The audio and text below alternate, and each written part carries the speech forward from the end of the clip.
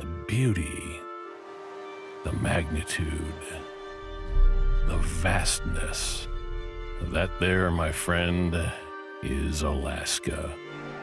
Indigenous people refer to it as the Great Land. And for every snowboarder, this is it. Great indeed. Today, we reach the summit of our journey, one that started in Jackson Hole, where we saw an all-mountain throwdown. And he stomps it! She's showing us that this is what the future looks like. We followed winter north along the Rocky Mountain Range and west of the Monashees to Baldface Valhalla, where we got to see what it takes to explore these lands. Yeah, Robin! It all went well. Now, 7 of the world's best riders earned their chance to claim victory, to be distinguished as the world's best full-spectrum snowboarder. Oh, what a rush! Will Youngblood take the reins? Damn, you are smoking us! Or will experience reign supreme? Friggin' sick, run! The journey ain't easy. But heck, easy isn't why we're here. Watch out, snow is super rippable. We find ourselves at the Tordrillo Mountain Lodge, looking up at a blank canvas where history will be written. Oh my God! This is the final stop of the Natural Selection Tour. And today, we crown champions.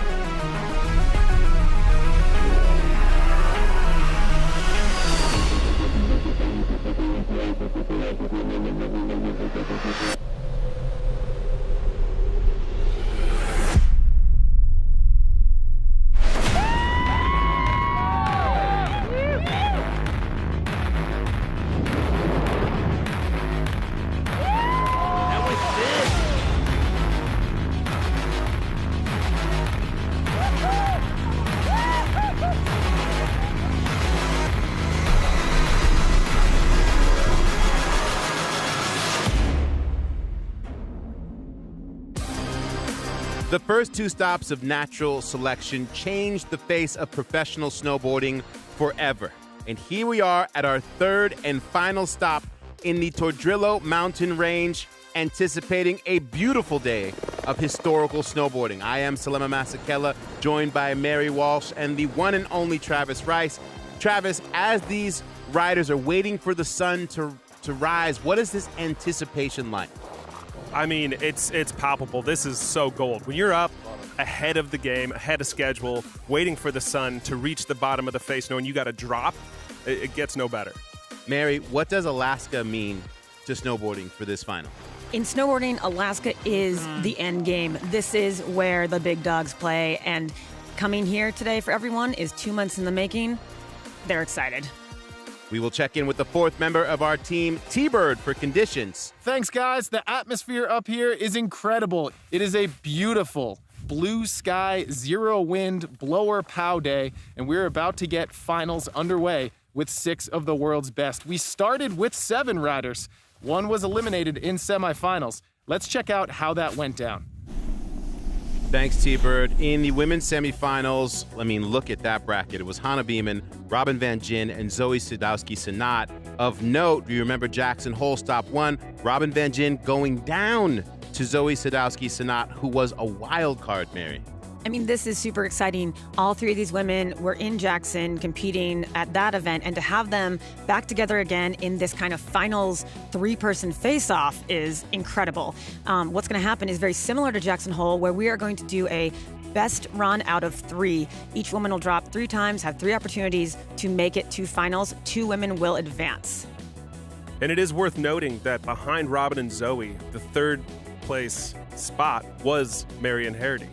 But due to COVID travel restrictions, she was not allowed into the country, and so Hannah Beeman, for her third-place finish in Jackson, took that spot.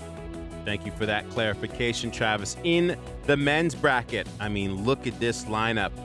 You got Oregon with Ben Ferguson, BC with Chris Rasmussen, Oslo, Norway with Mikkel Bang, and the pride of Saskatchewan, Mark McMorris. Mary, when you look at this lineup, what do you see in riding styles? This is wild and also, again, very exciting because you have in each bracket a kind of video part veteran, someone that has made their home in the backcountry in Rasmussen and Mikkel, versus a rider who has staked their claim in contests and now has transitioned into the backcountry and is really coming out as a powerhouse in McMorris and Ferguson. I think to simplify this, nobody is here due to luck. And that is the beauty of this natural selection format. You earn your way in from many different angles of snowboarding. Travis, take us through this Montrachet face here in the Tordrillos. Yeah, thanks. This is such a dynamic contest venue. Up to the right, riders are calling this area the parallelogram. Now, off the main start, you have what we call the pyramid. This is where the bulk of the riding took place. Looker's right, you see it's a little bit more freestyle and friendly, and as you skew to the left, it gets to way more complicated in freeride. And I want to point out this main gully. We will reference that. 3,800 feet at the top, 2,500 at the bottom, which means there's 1,300 feet for these riders to play as we again recap these semifinals. Ben Ferguson and Chris Rasmussen. Ben Ferguson, podiums in X Games, an Olympian, and Rasmussen known for legendary video parts. As we take a look at Ben Ferguson, what kind of snow were these riders playing with? As again, this is the first time they're hitting this face. Oh, well, definitely good enough for an effortless stomp here. And I want to point out, Ben is taking a more rider's right line down the face here. So believe it or not, it has not snowed for almost 3 weeks here. So this snow that they're riding is actually this dehydrated surface facets, not really like fresh pow. Ben Ferguson, just really one of those riders who has incredible board control that transfers somehow from a super pipe to a big old 40, 50 footer. Wow. That was massive. Look at his kick out. And just, you know, it's such a game of inches up here when you're looking for tranny to land on. How do these riders know where they're at? It's a great question. I mean, that literally is the game here. And, you know, as we watch, you know, Rasmussen taking a little bit more of a left line, I think he's going just left of that main gully in the center. It's a game of memory, truly. This is creation. You put a line together in your head, and then you go up and see if you can lay it down in the physical. Rasmussen, of course, getting the win at Valhalla at Baldface. Coming up just short, Mary, as he went for that gap. You know, interesting to know, too, that, you know, this is the second time that Rasmussen has been at Tordrillo Mountain Lodge. The first was obviously with you, Travis, when you guys were filming for Travel Pigs, but he didn't get to ride these lines. You know, the conditions necessitated that you guys ride lower, and you built a lot of jumps then. So he's back here, but for the first time, kind of. Yeah, Alaska is a different game, and Ben looks like he's taking the same line as he did for his first run. Got a little washed up in that landing, but I don't think it'll hurt him too bad. Again, this was a best of 3 runs in the semifinals. You can just see how complicated it is looking down this whole line. And this is where Ben Ferguson's board control really shines also. I mean, you know, I watch him doing this, and I think immediately of the way that he rides Bachelor, his home mountain. Obviously, this is, wow, it just gnarlier, crazier technical lines, but that same control is present. Oh, that backside 360 off that little bump was such a nice little ender. Yeah, he's the psyched judges on that like run. it. He's psyched on that run. He's building momentum. That one felt good for him. What kind of pressure for Chris Rasmussen now after that second run when Ben was already in the lead? Yeah, it looks like Chris is going to take the same ridge as his first line. Different exit though, and again, that's what's so tough. All of these are on-sighting errors. So this is the first time they're hitting these things. And it's tough to get the transitions to line up. That was beautiful. Razman really personifies the kind of, meeting of big mountain riding and freestyle, I think, and that's evident. And as you saw, that second run score for Ben Ferguson, a 90. So he's kind of got room to play here, but he wants to put as much distance as he can between himself and Rasmussen, so he's only going to try and up it. Which, beautiful improvement on it right there. A little washout, but he's still got control. I want to point out, too, the gullies, the runnels of these are compromised snow. The snow is not as good in the gullies here. Why is that, Travis? Well, it's a different approach than, say, you take in the Rocky Mountains, where here, up on the ridges, like you just saw, been really psyched on stomping the 3 off the top there. The snow stays soft. It isn't disrupted on the ridges, where the gullies constantly has sloughing and wind almost hits the gullies a little harder. So more compromised snow in the gullies. And I'm curious, that run might have been enough to improve upon that 90. We got Razman coming in. I know he's hungry. What you heard there from Ben Ferguson was respect. Respect for the power of Razman, and then also we know that Chris won the second stop at Valhalla. This is a competition, of course, but as we've seen at the other stops at Jackson, at Valhalla, being in the backcountry is about collaboration. Ooh. Travis, what happened there? Oh, it looks like he got hung up with the variability of snow. These takeoffs are nature made, which means anything's possible. Ferguson, 88. And with that 88, Ben Ferguson is on his way to the final. Nothing but respect, of course, between these two. It was a great first semifinal. Dude. And that's it. The game of risk and reward, right? I think Razman took a few risks and didn't work out for him. In Heat 2, it was Mickelbang and Mark McMorris. Mark, of course, winning at Jackson Hole. Mikkel was arguably the trick of the event with that 360 rock smash. As we start off with the tall man, Mickelbang. So much anticipation to watch Mikkel at this final stop here in semis. He is an icon of backcountry riding and has, proven his prowess in Alaska through so many video parts. Yeah, and so Mikkel taking a more riders left line approach. So he's left of Razman's line right here. What is it in particular that you can point out about Mikkel's style? Well, right there. He's one of the tallest guys in the game. And, you can see right here, he's not holding back.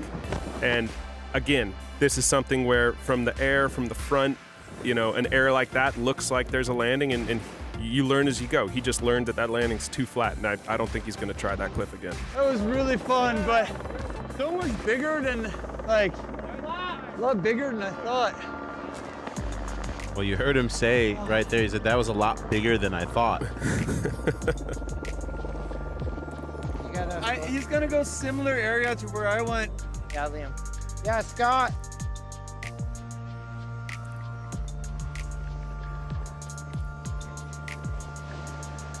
Yeah, so here in that, again, there's that main gully that we referenced, so he's going to be rider's left side of this pyramid venue.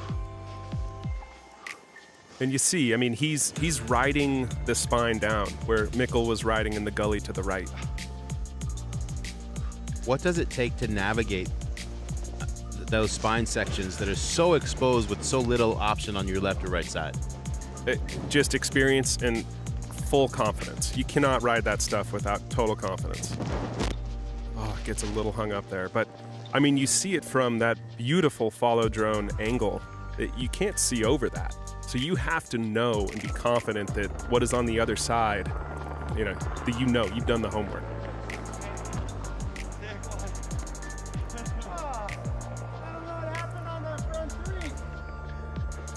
The middle of your run is not the place to decide, I don't know if I really want to be here. So I think both these guys are obviously trying to improve upon their run. And looks like Mikkel's taking a new line here.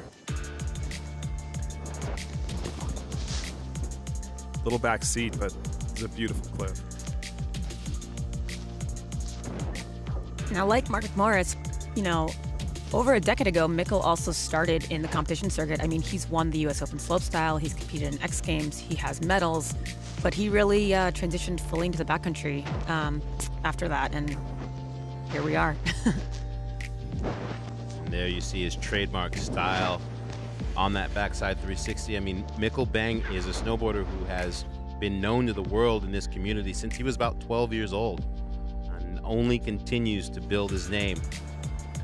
Much the same with Mark McMorris, you know, who what this kid has done in slopestyle courses alone is like, you don't need to do anything else. But Travis, you know better than anyone, what has fueled Mark's desire to take it to this place? Well, it's a good point. I mean, I think, you know, he's done about everything there is to do. Ooh. And not just getting a little away from him, but great line. Stepping up on what he did last run. This was that back set. I mean, they're going to give him some points for that. But, you know, I think Mark being really interested in all components of riding has really found pleasure in taking his riding and skill to this type of terrain. And you could see that in that run, that ability to bring some of that slopestyle prowess into this big, massive range. And those nerves of steel. I mean, he is a ironclad competitor, and I'm sure that's helping him when navigating this terrain. Mikkel Bang in the lead after that first run. Little rock tap. Yep, looking to build upon what he did last run.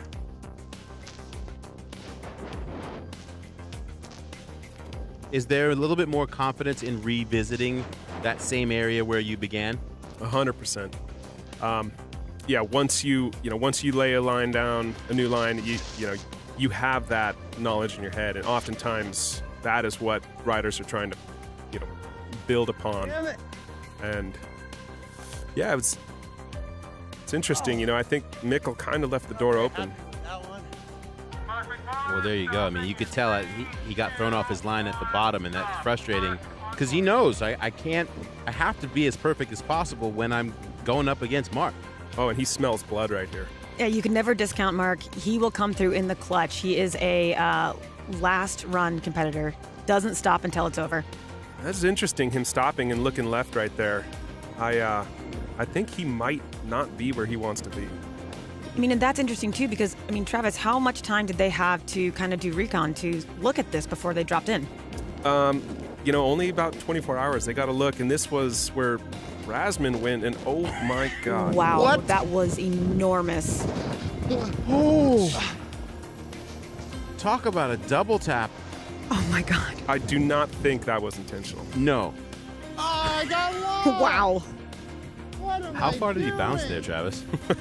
I think he bounced a solid 50, 60 feet. I didn't go left enough. Okay. Oh, man. Yeah, I thought I had made it far enough over. My God. Yeah, he knows it. He knows he didn't convert That's on the it. opportunity. No more tries at that. Jeez Louise. How'd it go for you, Meat? My leg, Like cramped up? I was going towards the last hit, and my leg couldn't take the pressure, so I just did like a flail straight air. Run 3, Mikkel Bang, 68. It wasn't the prettiest, but he'll take it. Mikkel Bang with that highest score of the 3 runs will move on to the final, and Mark McMorris will face Chris Rasmussen in that consolation battle for the 3rd spot on the podium.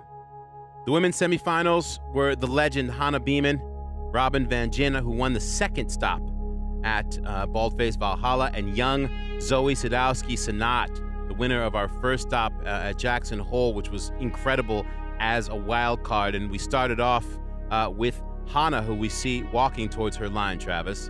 Yeah, it looks like she's opting to go over to the parallelogram. No one's been over here yet. little more straightforward, but a lot of opportunity on this side of the venue. 3, 2, 1, dropping. Hannah is really known for her power and prowess when she's riding in the backcountry. We saw this definitely at Jackson, and right now, even her first turns through that little gully area, she just is all smooth, all style.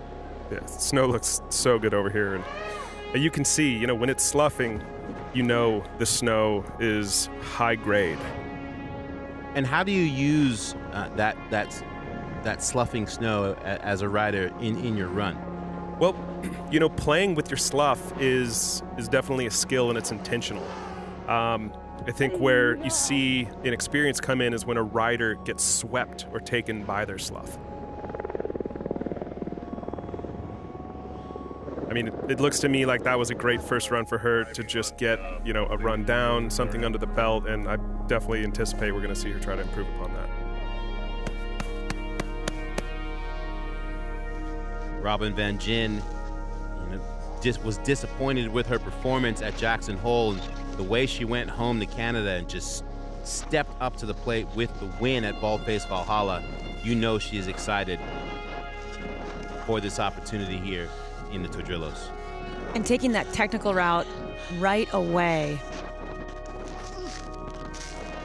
Getting a little back-seated off that. So this is the same line that Mark McMorris took majority of his runs. Wow, that was more technical than I thought. It's interesting, too. I mean, hearing the sounds of Robin and everyone riding, there's a lot of physical effort. It's very demanding riding these faces. I mean, this is an intense athletic effort. Yeah, you heard Robin say, that was more technical than I thought. Yeah. Speaking of technical, so Zoe opting for the little more complicated rider's right side of the run, and I mean, come on, she just stomped that like it was nothing.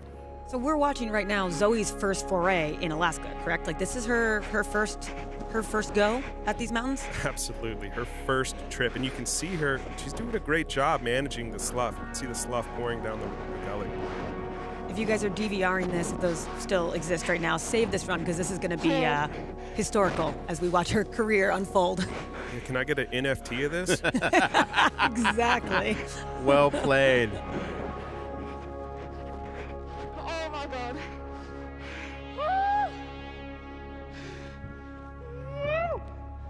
Incredible that this young woman could come to Tordrillo Mountain Lodge fresh off of a win in slopestyle at the World Championships and put down that first run, first place with an 88.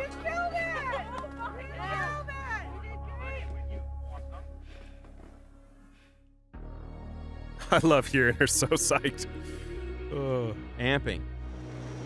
So I think, the first run for all three of these ladies was an establishment, and they're setting a precedent that I think all three of them obviously are going to try to improve upon. And for run 2, we see Hannah back at the top of the parallelogram and dropping in, kind of picking her way down the top of this zone. I mean, this is another example of getting kind of caught in the slough right there, of, what it's the difference between looking at your line when you're on hill versus trying to judge that from the bottom and knowing that terrain. You heard that rock tap underneath the snow there at the top. Travis, what did you think of this approach? Well, Hannah's making bigger turns. She looks a little more confident than her first run, and here is the payoff, which, maybe she's... There we go. She definitely improved upon her last run, but, frankly, I think she's going to have to open it up a little bit more if she wants to catch Robin and Zoe. You could see that in her body language as she came into the finish. Robin on her second run. Yeah, looking back at the top of the pyramid again, going to the rider's left of that main gully, and solid entrance into this last little spine.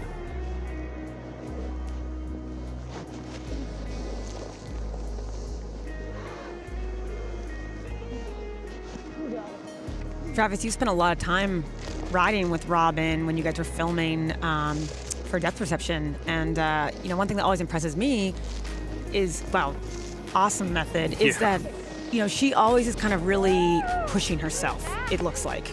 Is that your experience in person riding with her? Yeah, I think what we just saw right there is, she is putting it a little bit more on the line. She's taking bigger risks, bigger drops, and I think she knows that she can't play it safe, especially with this young woman going back again to the right here. And, I mean, it's a solid, that's bigger than I think anything Robin did on her last run. Zoe's really fearless, and it's incredible watching her first, dip her toes into Alaska. But I should say she's really just jumping completely in. I mean, that is a giant drop right there. Yeah, and you don't stomp those types of drops without a level of confidence. There's not an air or thought in her head, if I'm going to land it. She's already looking ahead, assuming that she's going to land it. It's a big difference. And I love the way she really commanded control in that gully section. Big, fast, strong turns. And you could hear her confidence.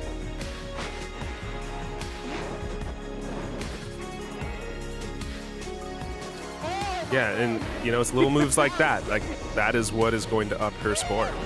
Taking chances. Taking chances and audibly having all of the fun. That's the smallest front three. I took the first hit. Strong score of an 86, but her first run still the top getter as we head into this third and final run. Damn, you are smoking us. I think this brings up the discussion again that we've had at every iteration of the tour so far is, how much does experience come into play? Zoe's first time in Alaska, and she's leading 2 runs against 2 women that have spent a lot of time in the backcountry and in AK. And, by the looks of where Hannah's going right now, I mean, she knows it. She knows she has to change it up. And so this is her first exploit, and that is not going to help her cause. But looks like she's gone to the farthest right ridge, so no one's been this far right, and this is where it's real technical free riding. Uh-oh.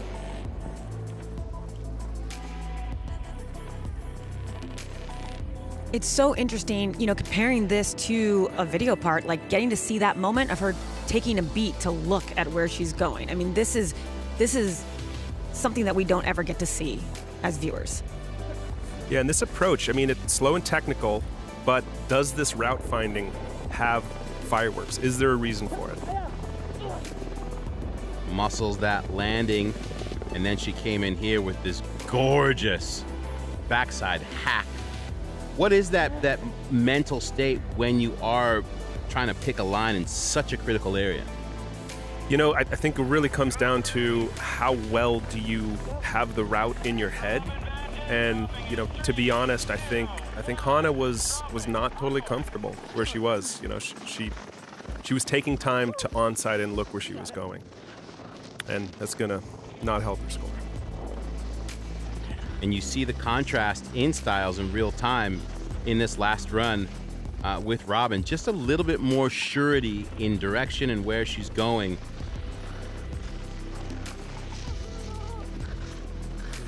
Saving it. Getting a little hung up on the front foot. A little too much pressure on the front foot. Wow, heading to a big drop. Doesn't quite put it down, but it's really still impressive just watching Robin go for it. Oh, perfect. Little backy. Huck the backy, why don't you?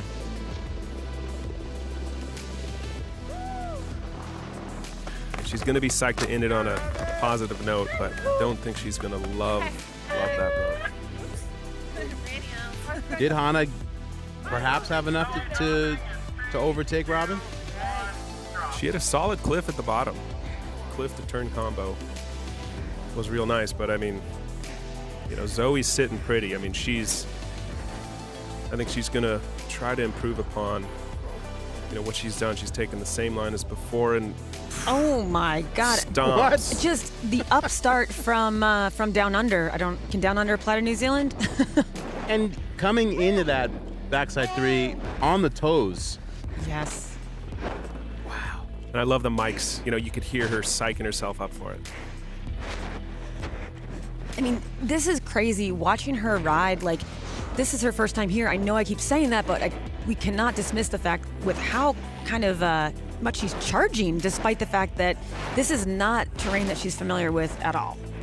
Yeah, I mean, she's a New Zealander, so, you know, there is some incredible terrain in New Zealand. There's a lot of incredible backcountry in New Zealand, being a small island and so coastal.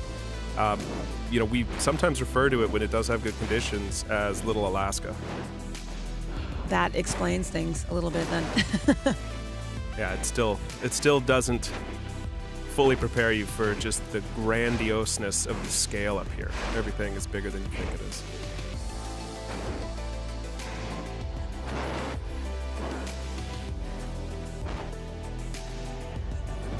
Wow. I mean, This kid is just not afraid. I mean, look at her landings from that three, just there, that cliff drop. I mean, she has no problem landing in this deeper snow, and that is a skill all in itself. I mean, she's coming from, like you said, Selema, the world champs of slopestyle, where you're on groomed runs, and it's a totally different thing to be landing in powder like this, and she has no problem. Oh my God, I almost died, guys. It's in the airline. Hannah with an 80 on her last run. Not enough to take out Robin, though. Zoe with that 92, showing us a glimpse at the future as she and Robin will move on. But Hannah, a well-deserved third place. She earned it. As we are set for our finals, Ben Ferguson and Mikkel Bang. Ha! That's going to be amazing. And battling for third as well, Chris Rassman versus Mark McMorris. And Travis, that's going to be just as much of a battle as the final. I mean, these are both final bouts here. And, you know, throw some insights here. I mean, this is what Chris Rassman does. This is the type of riding that he's been so dominant at. I got to think that this is going to play towards his skills. And then between Ben and Mikkel, I mean, Ben has been charging so hard this year.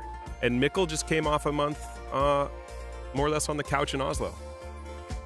And in the women's final, Robin Van Gyn and Zoe Sadowski-Synnott.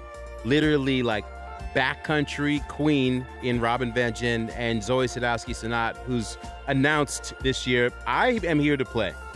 And we are coming full circle completely all the way back to the first stop at Jackson Hole when these two went head-to-head in the very first round, and Robin was knocked off by the young up-and-comer from New Zealand. So here it's like, what's going to play out? It could go either way with these two women. An amazing segue, Mary, because we're going to take a look at the highlights from that first stop in Jackson Hole presented by Burton. Yeah, son. Of the 24 riders who were invited to Jackson, 5 of them were Burton riders, and 4 of those 5 got a ticket to Alaska. Yeah, it looks so cool. So we got Mikkel, incredibly experienced in the backcountry. I was up against Mark. My approach was kind of to do something a little bit different. Oh! No one is taking that line. Went for it the second time. Oh, and he holds on to it. Yes. Luckily got it going. It's really big, yeah. Mark McMorris, one of the most solid competitors maybe of this generation. I was up against Travis. Everyone was pretty much RIP Mark. If you're dropping after Travis Rice in his home court, that is pressure. I rose to the occasion and beat him in that head-to-head. Mark McMorris, your champion! Winning in Jackson was a massive career highlight. Maybe it'll burn off and we get to go. No. Ben Ferg, coming from the half-pipe side of things, really kind of blowing minds with his ability to take that edge control into the backcountry. I was super nervous, didn't know what I was going to do. Ben is on one today. He came with a different mentality. I ended up doing really good. I got second in the event, and I qualified to come up here. Good riding. That was so fun. On the women's side, we had Zoe and Marion getting the tap to come up to Alaska. Unfortunately, Marion wasn't able to make it due to some new border restrictions, so Hannah got a ticket to Alaska. I qualified to come to Alaska because I got 3rd place in the Jackson event. Huge wildcat. Beautiful landing. Marion, I'm like so bummed for her that she couldn't make it, but I'm also so stoked for myself that I get to come up and be a part of the Alaska event. Whoever's in charge, can we do some quiet runs? I mean, Zoe honestly came out of nowhere. She originally didn't even have an invite.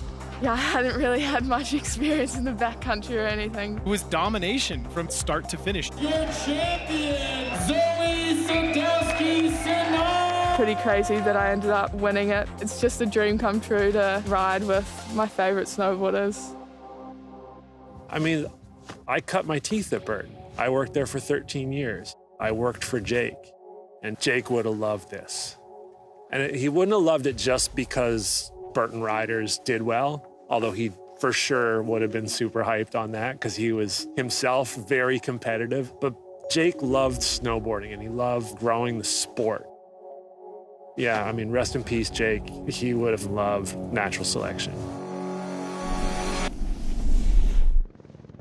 From that first stop at Jackson Hole, we were able to bring 3 men and 2 women. But our second stop at Baldface Valhalla in British Columbia was a different format, one that was necessary to pivot in the time of COVID, as we were able to add 1 more man and 1 more woman to this final dance. 10 riders, 6 men and 4 women, all members of esteemed Canadian backcountry royalty, gathered at Baldface Valhalla. And look, these riders are veterans of the video part, and essentially that's what this was. It was a video contest held in what I think is one of the greatest untapped tenures in BC, and it was an even playing field. Nobody had ridden this area. And if Jackson Hole was fully controlled with built jumps, this was an upgrade, if you will, on the road to Alaska. Yes, as you can see, the riders are given more of that line selection situation at this event, and it was challenging. This is very treed alpine. As you can see, Bo Bishop right there experiencing that. And Chris Rasmussen, of course, emerged victorious, edging out Dustin Craven in second and Mark Sellers in third to take the W. The riders there for 1 week, 70% of the score coming from a prepared run, the other 30% from an edit. Robin Van Gyn just edging out Leanne Pelosi, and you can see both she and Chris stoked to get the call here to Alaska. One of my favorite things about natural selection is that adaptability is required as a snowboarder, and you see that in all of the terrain that we've had so far. First Jackson Hole setup, and then Baldface, and then you come here and you're like, whoa, this is next level. Yeah, I mean, look, there's a reason that this tour culminates in Alaska. The terrain up here is just on another level of scale. Part of what makes it so incredible is not just the geology of the area, but also the fact that there's a higher percentage of moisture in the snow, and that's why it sticks on these vertical faces.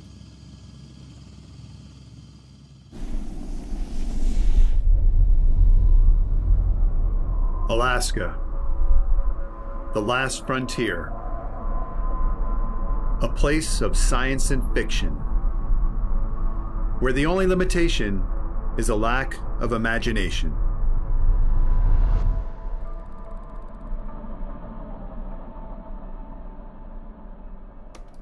"60 million years ago, this area was an ancient seafloor. As the forces of plate tectonics have sent continents crashing together, the land has only had one place to go: up.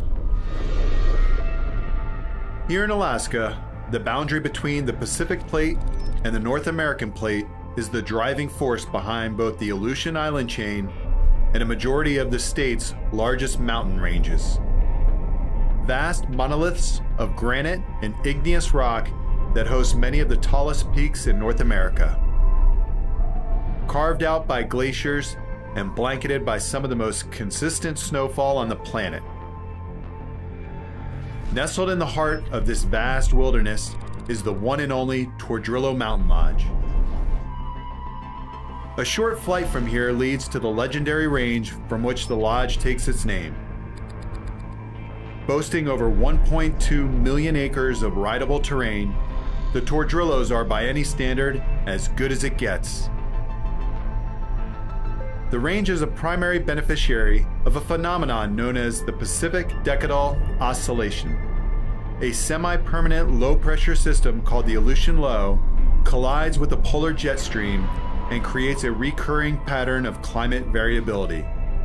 In simpler terms, it means the Tordrillos are constantly bombarded by storms and receive over 600 inches of snow annually.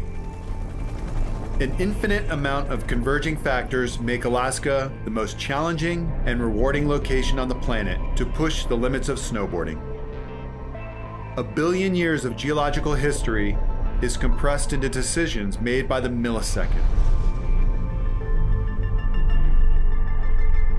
While timeless and unchangeable forces have all led to the present, it is the actions we take in this moment that shape the future.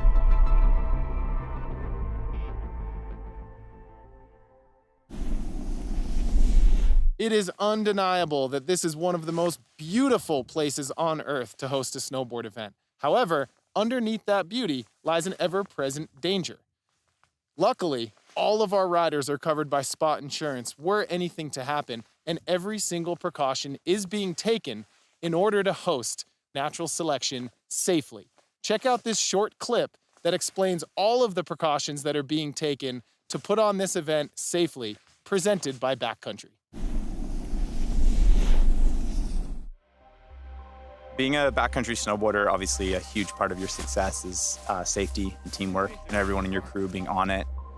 When you're dealing with Alaska, it's a whole different level of exposure. If you fall, you're falling like way longer than you would fall anywhere else. Everything is supersized in Alaska.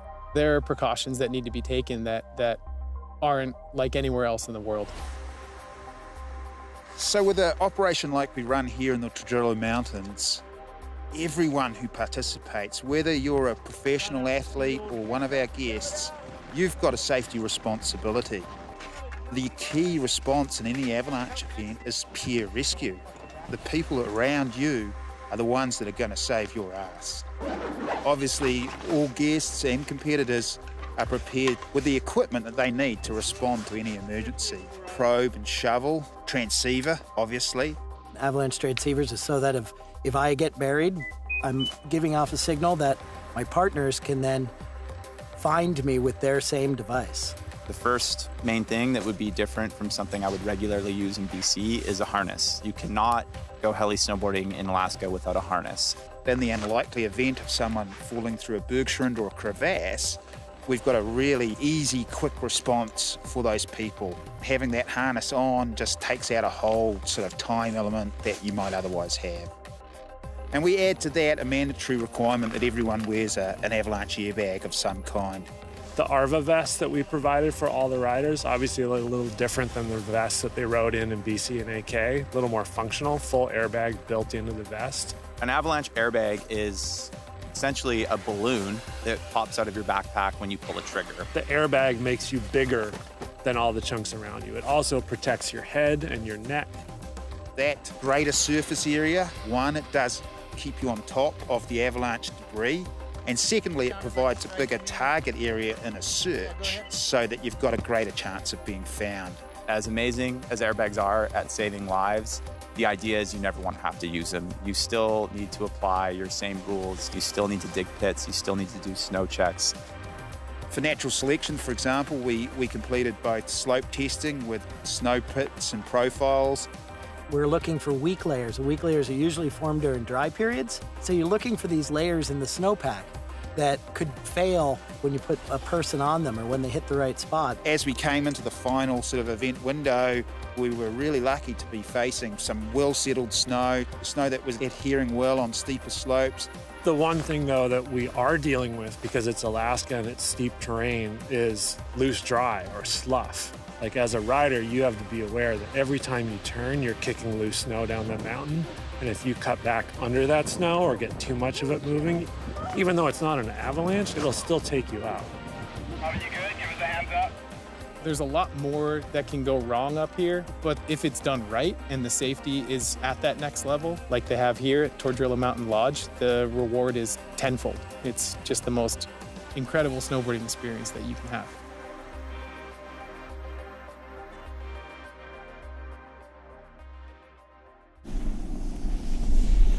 The mountains in the Tordrillo Range are so much bigger in person. And this face that we've picked out for our finals venue, it's steep, it's deep, and it is littered with features. We want you to see exactly what it's like to rip this face for yourself. Check out our GoPro course preview. Thank you, Tom. Travis, what makes this particular face special for this final? Well, you know, this is a incredible venue, as you can see how contained it is. Also, the variability of these big ridges, spines that roll down, they give so many different opportunities and different ways of riding. As you see, it kind of funnels into this main prominent ridge here. And if you see those heli skid marks right there on that piece, I mean, just to give you some perspective, the guides landed on that thinking that that was too big of a cliff for a rider to actually drop. And, you know, going into this event, I mean, we've spent years identifying the best venues in this area. We have 5 or 6 of them. And while this venue isn't my favorite finals venue, I think that this year conditions just pointed us right into this face. You can see how good it looks and how well it's formed up this year. It is a beautiful finals day in the Tordrillo Mountain Lodge neighborhood. Blue skies, 11 degrees. Travis, what do these numbers mean to you on a day like today? I mean, honestly, it's prime conditions. 78% humidity because of the proximity to the ocean. Simply put, I would call these conditions bluebird, or in the terminology of my late dear friend Greg Harms, splitter. The men are up first for finals today, and we have 2 head-to-head matchups with 4 riders, a finals bracket and a consolation bracket. 3 runs per rider, highest score wins each heat. And with third place decided with the women, it is just one battle. Best of 3 runs. Hoping to see some scores knocking on the door of that 100 range. For those of you that watched us in Jackson, the judging criteria will be the same for today's finals, and Dave is back. Difficulty, amplitude, variety, and execution. We are looking for the full appraisal of each run. We want to see how the riders go from top to bottom, all in all. To simplify it, the best snowboarding will take the day. It is go time here in the Sunrise as we're about to see first tracks on this DFC face. 2 Canadians, Chris Rassman versus Mark McMorris, battling for that 3rd spot. And with Chris Rassman, you have a veteran of the Whistler backcountry, but even for him, with all this experience, this Alaskan terrain presents a uniquely intimidating challenge. I still have definitely not mastered mentally preparing for riding in Alaska. When we first got to fly over Montrachet and DFC, and it's like, okay, this is pretty sick. Some playful hits from the heli. And then we got set off on the Barbie angle and we were looking straight across. And I was like, okay, it's bad boy shit. Here we go. These lines are big. This place is just beautifully frightening, to be honest. I've dedicated my entire life to backcountry snowboarding. Seeing a bit of the spotlight get taken off of slopestyle, halfpipe, and Olympics, and getting Sean onto the genre that I chose is really special to me. And I want to see this tour succeed, and I hope I can be competing in it for years to come. 2021 natural selection. Rassman, the guinea pig. It is no small task to drop first and set the pace, set the tone. Drop. Oh, look at the light. Few better to drop in first than Chris Rassman. God, the conditions look stellar. Gorgeous backside 360 to start things off, and you just see right off the bat that speed and power that Rassman is known for. This may be a far cry from BC, but watching Rassman ride here, he is in his element. He is definitely combining the fluidity of these turns and terrain navigation with his penchant for freestyle. Like, it's uncanny with him. Yes. Wow. And I mean, that drop alone, like, that's veteran status, knowing exactly where the hazards are.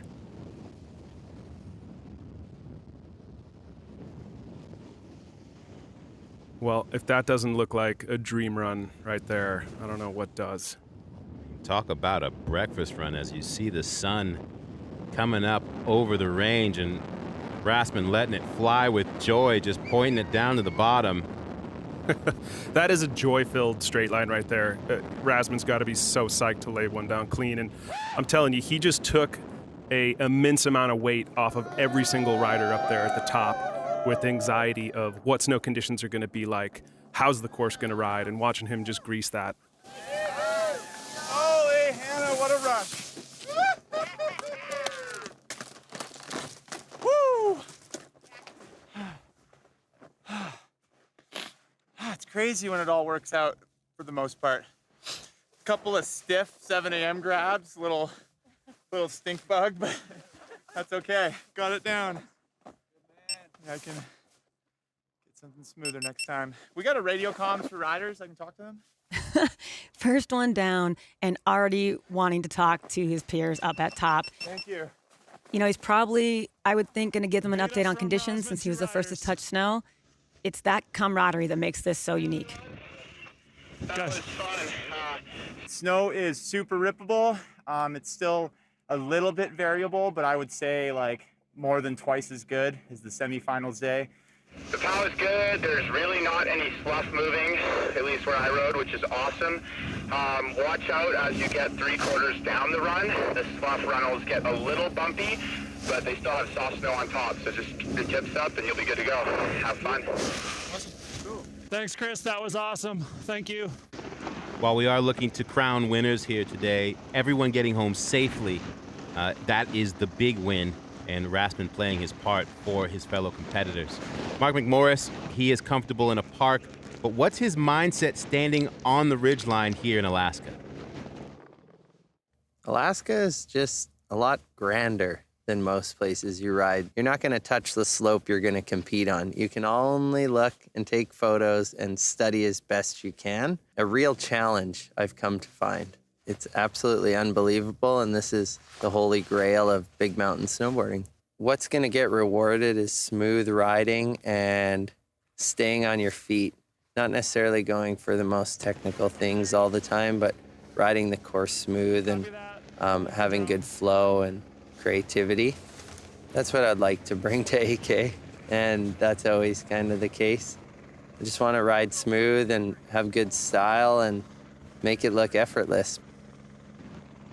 Come on, Sparky. Yeah, I mean, he hits the nail right on the head. You know, it's about visualization. But the bonus component is, you know, you put a line together in your head, and it never goes perfect. It's about how these riders adapt to the changes and things that don't go perfect. That's really what I think is going to crown the winner of this event.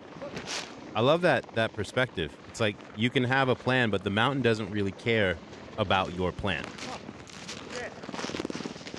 Getting a little hung up, but I mean, come on, this is a dreamy powder park. Yeah, the snow looks amazing right now. And, I mean, gosh.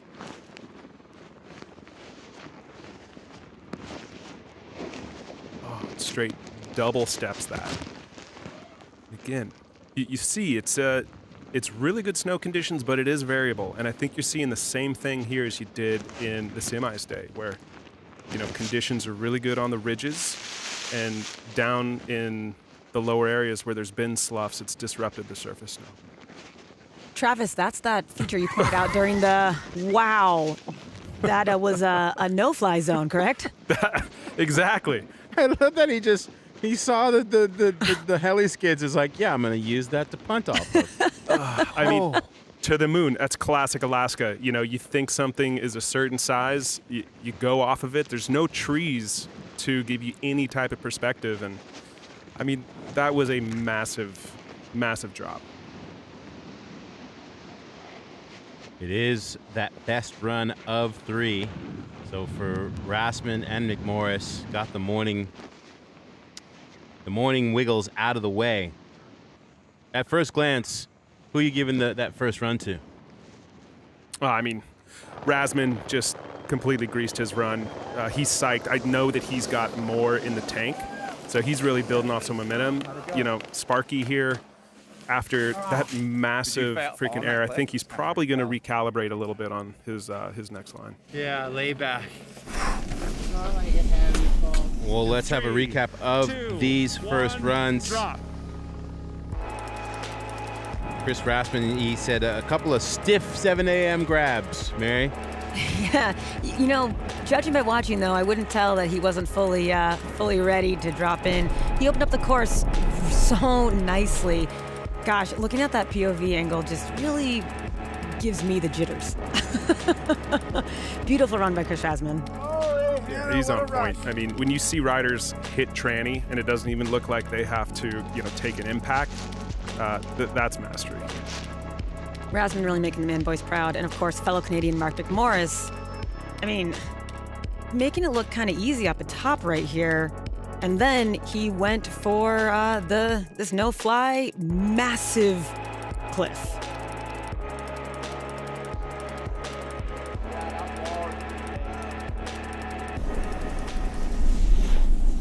Let's hear scores. Chris Rasmussen getting a 75 to Mark McMorris's 70. Did either of you think the gap would be that close? Yeah, I actually didn't think it was going to be that close, but, you know, in hindsight, you know, McMorris fit in another air. I think he had one more key feature than Rasmussen, and Rasmussen's was butter, but he can definitely build upon it.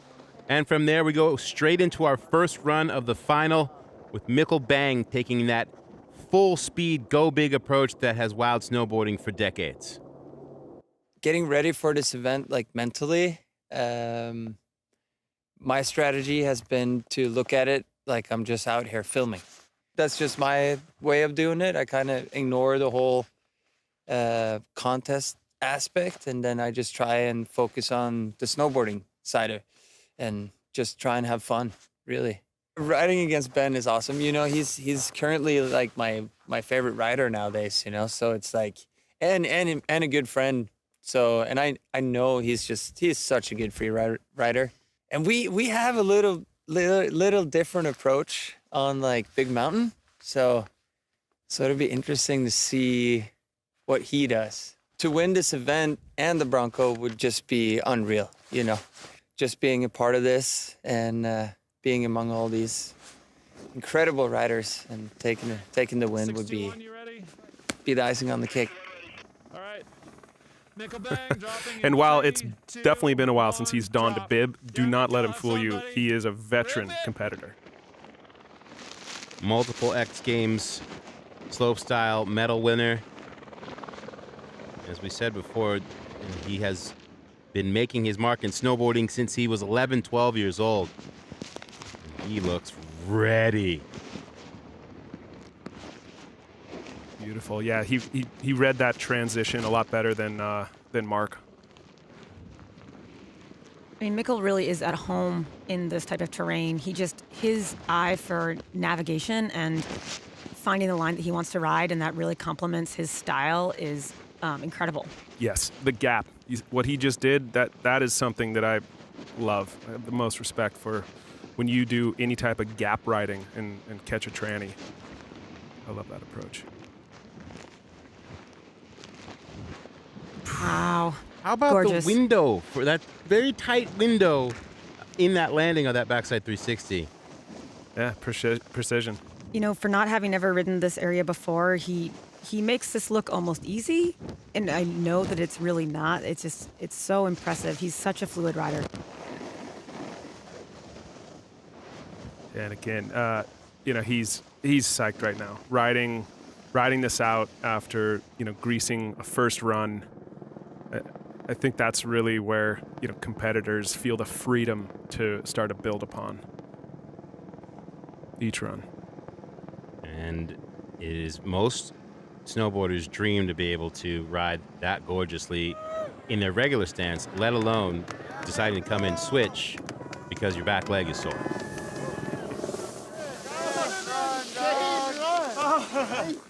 Thanks. And everyone is so stoked at the bottom. Thanks, guys. I'm so stoked sitting here. So many years going into this, and Leg burner. these guys getting the conditions they have right now. Yeah, hey? Holy. Well, Ben Ferguson is one of those riders who has redefined free riding, but defining a plan to conquer these mountains has required a think big approach and a whole lot of patience. Anytime you're in Alaska, the size of the mountains is just like awe-inspiring, kind of makes you pucker up a little bit. You're like, oh boy, here we go. We're in Alaska. It's definitely like kind of hard to pick out a line. Like I was stressing a little bit, and then not really till like the last second when we were taking that heli up, fully like nailed down what I wanted to try. I honestly think I would be more hyped on winning this than like say winning even the Olympics, honestly. Like this is cooler to me, I think, by far. You know, this is like the next evolution, I feel like, and hopefully this continues on. So I think this is something really cool to be a part of from the get-go. Get it, Ben. Have fun, buddy. And that is a statement made by an actual Olympian. Not someone who like, well, I didn't get invited to the dance, so I want to sound cool. Like that's an actual Olympian making that statement. That's pretty incredible. That's got to feel pretty amazing to hear, Travis. Oh, I'm on cloud 9 right now. Look at this. And look at that. Oh, gosh. Classic Ferguson. Cloud meth. That was gorgeous. You know, the thing about Ben is even when he's riding in the half pipe, which is, you know, a more traditional area, you're going back and forth, he has always put his own spin on it. Oh, wow. You know, and it just speaks to his board control and his inherent style. Oh, my goodness. Oh, heartbreaker right there. Yeah, tough to tell. I mean, either there's some subpar snow down there, right there in the gully, or he just was a little bit off axis and landed a little bit in the backseat. But he's not done.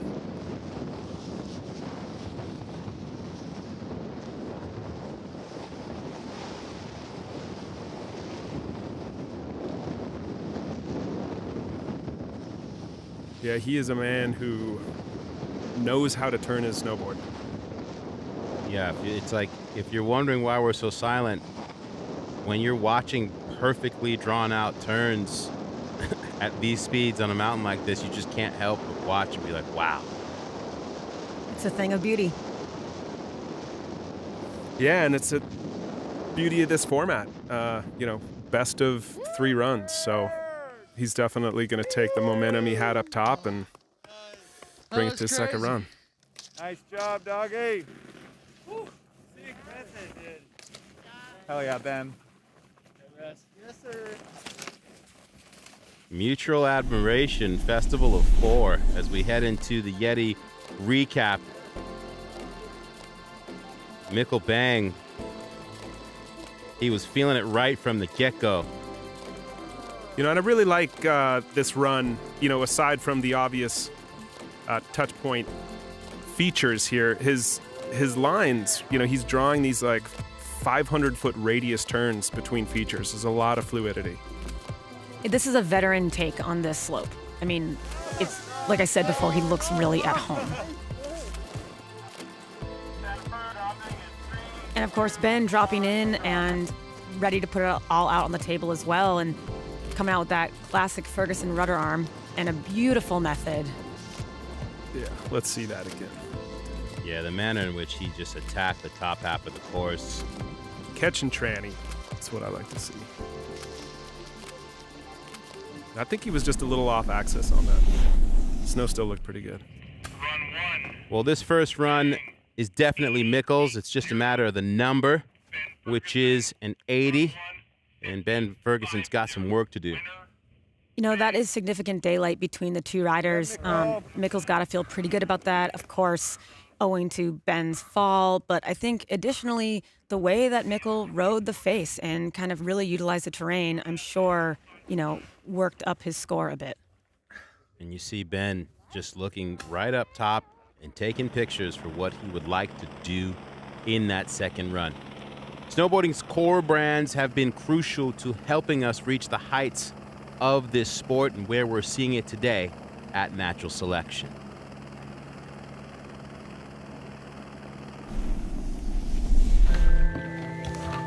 Natural Selection Industry Alliance is a collective of brands that are endemic to the world of snowboarding.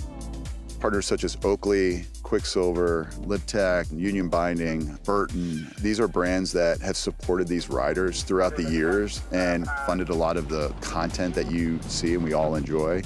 And so we really wanted to create this platform that would engage these brands, highlighting them on the broadcast, really recognize them as, how important they are to the industry and supporting this tour. It is imperative that we have and the athletes have the support of the industry. We really felt like the best way for us to do that was to create value, and it's part of our value system at Natural Selection to make sure that there is always a place for the industry and industry-based core brands to participate and hopefully benefit from what we're doing on a broader platform.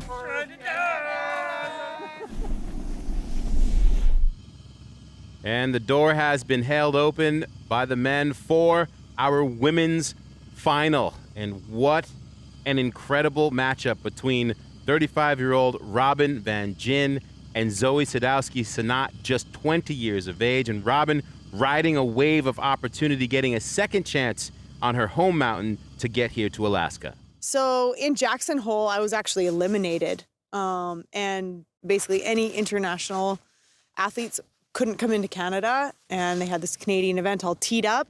So I kind of got a second chance to compete there, which was an insane opportunity, and obviously not how the tour will normally run, but really, really stoked I got that opportunity to qualify and ended up winning that event, and here I am. Backcountry snowboarding is something that I've dedicated my life to because I love it so much, and I can't even imagine winning. It would be the highlight of my career. And for the record, the women were given the choice on if they wanted to drop first or second, and they both decided they wanted to see a few lines go down. Robin Van Gyn, you get in how you fit in, riding high off of that win in Canada. Started things off with a substantial half gap to make her announcement, Mary, that she's ready. That was killer. I love watching Robin ride. She just, sends it. And you can tell that she's having a good time. She's kicking off this heavy rematch between her and Zoe very strong. Yeah, seeing her psyching herself up top, and you can see it is variable, but it is really good snow. Some slight sloughing, teeing this up. She's not going to be too psyched on that method, but there's a lot of course left. And 2 more runs also, but I'm sure after the semifinals performance that Zoe put down, I'm sure Robin's feeling the pressure to perform. Oh, she's eyeing this up. Ooh. She is, she's, the beauty of Robin too is she's so inherently critical, and she's going to make fun of herself for that backflip. And the GoPro footage will probably be pretty fun to watch. It's tough. Natural takeoffs. That at the end of the day is what makes this such a, full spectrum challenge. Ooh. And that right there, seeing the chunks toss up after her little tomahawk, she's in some variable snow over on this side of the course. You can see that. It's, we call that windboard. And when you describe that variable snow, how does that affect you in the moment when suddenly, the snow is different? It's instant feedback.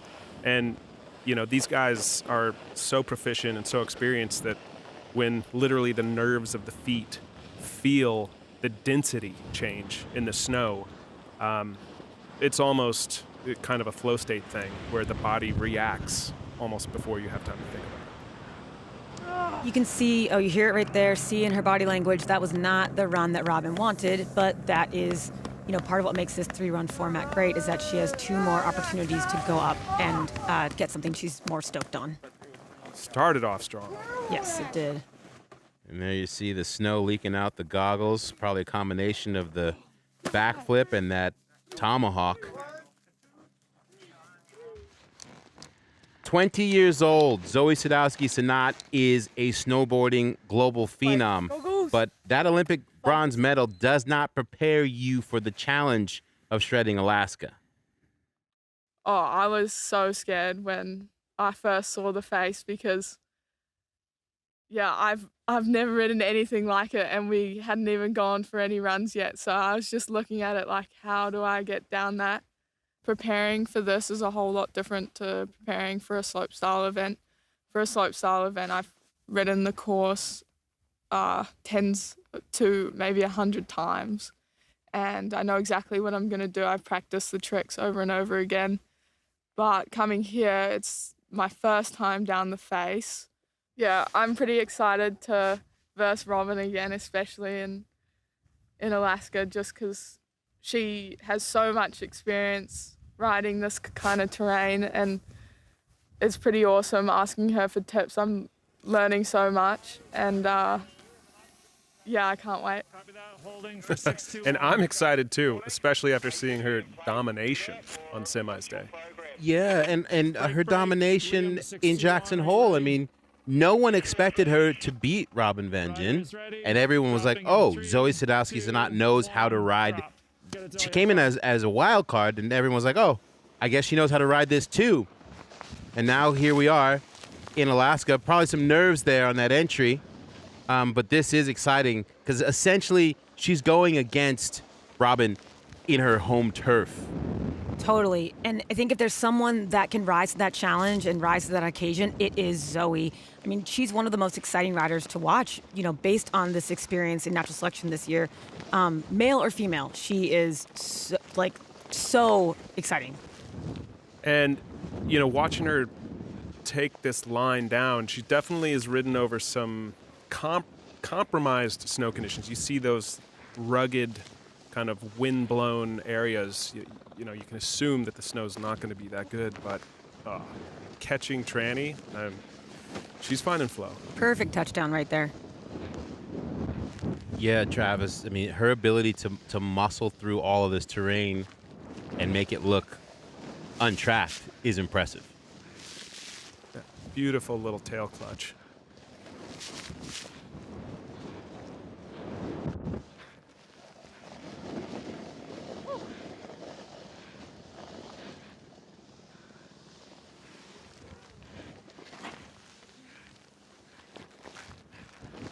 Her riding coming down the face too is also very playful. Like she's kind of like, you know, finding each and every hit, even the smaller ones, you know, which is it just looks like she's having fun.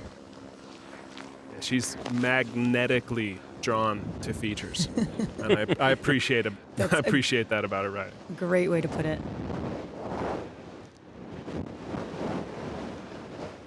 Well, you heard Mikkel Bang earlier complaining about the leg burn.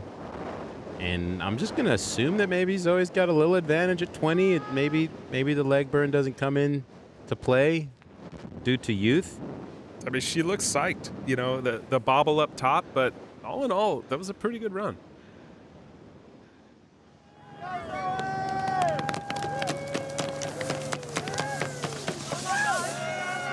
I fell on the drop-in. Definitely my favorite reactions coming from Zoe. Yes. With the Yeti recap, that half cab to start, substantial again from Robin. Yeah, and then rolling down onto that spine below, I think a little bit more of that kind of free ride experience comes into play. You know, turning on a ridge like this is not easy because you can't put snow in front of you. It's an often mistake people make, white room yourself. And that's just unfortunate. You know, it looked like some compromised snow that she landed in and just took her right over the bars. How's the recovery from the tomahawk, though? Almost like it was a trick. Almost. Wow, that angle of that is pretty cool. You know, I think the way you have to remember about Zoe is while she's doing this, this is her at 20. Where is she going to be in next year's natural selection? What about 3 years from now? 5? I mean, she's definitely setting a bar for not only the young guns to aspire to, but the veterans as well to take note. And Zoe getting the edge on that first run. Okay, we go back up. She came off of that bench real quick and said, let's go do it again. Well, Travis, you are no stranger to the Tordrillo mountain range. You have shot projects here, the most recent one being Dark Matter, which was special in its look and its feel. What is it like shooting and making a project in this region? Well, it's unique, and to start, being successful and riding sustainably up in this area, it's all about being on Mother Nature's timeline. You have to be ready, your crew has to be veteran level prepared, and this film is a direct example of, right place, right time, and being ready to strike when it's on. In relation to where our final is taking place, how close are we here in these pictures? Honestly, sprinkled all around, frankly. And, this was 2 years ago. I saw only with about 2 weeks' notice that the conditions were lining up for something really special. Hit up Elias Elhart, and we proceeded to have the most ridiculous 2 weeks I've ever had of riding in Alaska, and then pairing up and working through post with my old partner, Kurt Morgan, into really one of my favorite films I've ever worked on. What's different about how you shot this film? Well, what was unique was how run and gun shooting from the hip this project was. And we had a really small crew. We had one drone, one filmer, and Sean McManamy actually was our guide for this project. And it was just so run and gun, and everyone had to be on point. Everyone had to succeed for success with this film. A classic project. If you haven't seen it, I suggest you watch it immediately. And that helicopter signals that we are back for run 2. The battle for third place will be next between Chris Rassman and Mark McMorris. And Rassman's going to show us the gear needed for optimal performance and how to stay safe in this kind of terrain. My name is Chris Rassman. Part of my kit for here in Alaska, we have these custom ARVA vests. That is an absolute must if you're riding Alaska. These are the POW Stealth Trigger Mitts. Out here in Alaska, you want to have quick access to your transceiver. You want to be able to flip that thing into search mode without having to take your gloves off. This is the Rip Curl backcountry jacket and the Rip Curl bib pant. We eliminated the pit vents. They're right there. The Rassman Raider from Spy Optics. Flux Bindings XFs. These bindings have a pretty stiff base plate, but a lot of flex in the high back so you don't sacrifice style and you can still tweak your grabs. Lib Technologies T-Rice Pro. It's not too stiff, but it's got a lot of good rebound and snap when you need it. So it's still playful, you can still butter it, but it's got great pop and it'll stomp you through chundry landings and sloughy runouts. One of my favorite words in snowboarding, chundry. Yep. Chundry. Rassman drop. I might add. 3, 2, 1. Really appreciate drop. the snowboard choice. Rassman on course. Oh, cheeky monkey. Look at that. Miller flipping his way into this. Definitely stepping it up. Would you say that Chris is feeling comfortable? It looks like such. Oh. I jinxed him just a tad there.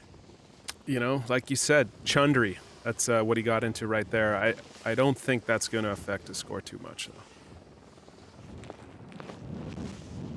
Little Crail, hey, how you doing? And looks like he wants a rebate on this blind roller hip with treacherous hazards on all sides. Ooh. Oh, wow. I love the drone perspective. It's crazy. Squeaking through that landing. Just getting to see how tight that little window is. I thought for sure he was going to catch tail on that rock. I know exactly what he's thinking right here. I should have gone faster. I would say that's probably the most common after effect in hindsight of riding and filming in Alaska. Everything is so big and it's so difficult to judge speed, but I guarantee that's the one thing that is said the most is I should have gone faster. Well, he's going fast right now.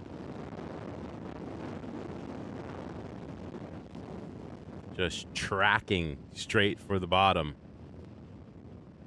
That start, though, the top of that run was so sick. Yeah, that was just such his style. So fun, so powerful. And again, this is a game of how safe do you want to play it, and risk is rewarded. Miller flip off the top shelf was scary.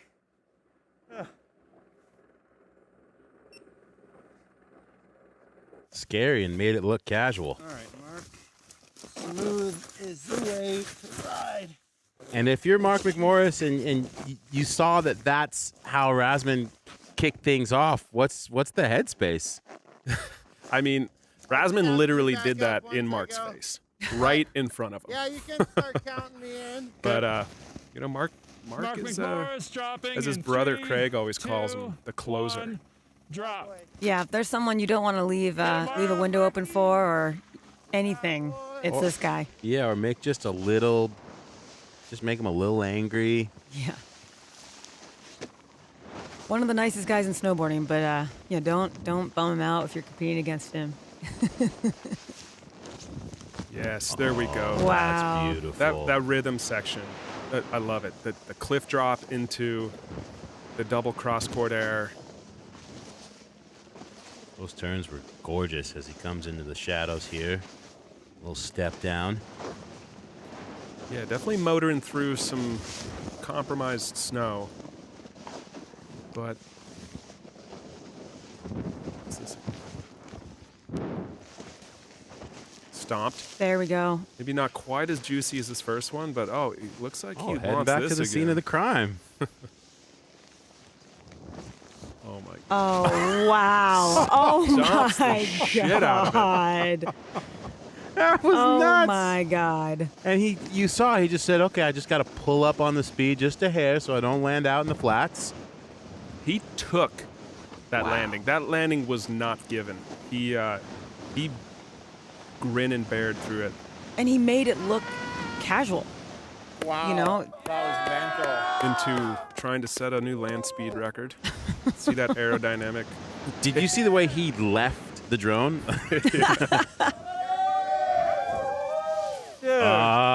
This is what we came for. That was incredible. That is Mark at his finest, I think, when he's getting to kind of throw a little improv in there. I mean, it's just beautiful to watch him navigate terrain. Oh, in Mark's face. That was Gosh. such a great way to start his run. Gets the melon, throws the crail. Perfect. I mean, solid run. He definitely wanted to go bigger on that front three. This is just a great matchup between these two guys. And then, unfortunate him washing out on that little sunbake right there, but And then Mark, of course, going to answer back. You got this Miller flip? Well, I'm going to go drop that giant hit at the bottom again. Yeah, Mark. I love that he came back to this thing. Stomps it. Wow. The way he held out just on that ride out on the tail was so nuts. Yeah. That's strength. Oh, this is going to be an interesting call in this second run. Run 2, Rasman. Woohoo!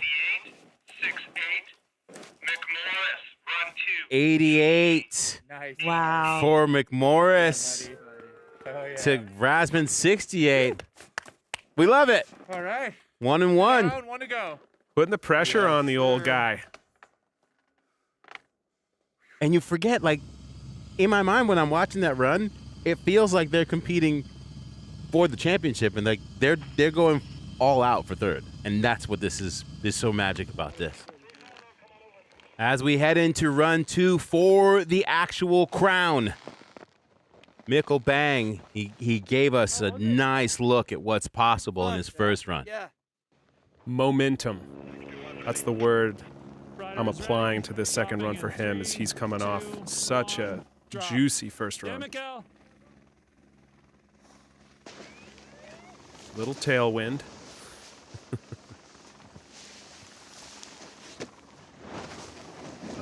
And this, I mean, look, that is literally a 500 to 600 foot drawn out arc.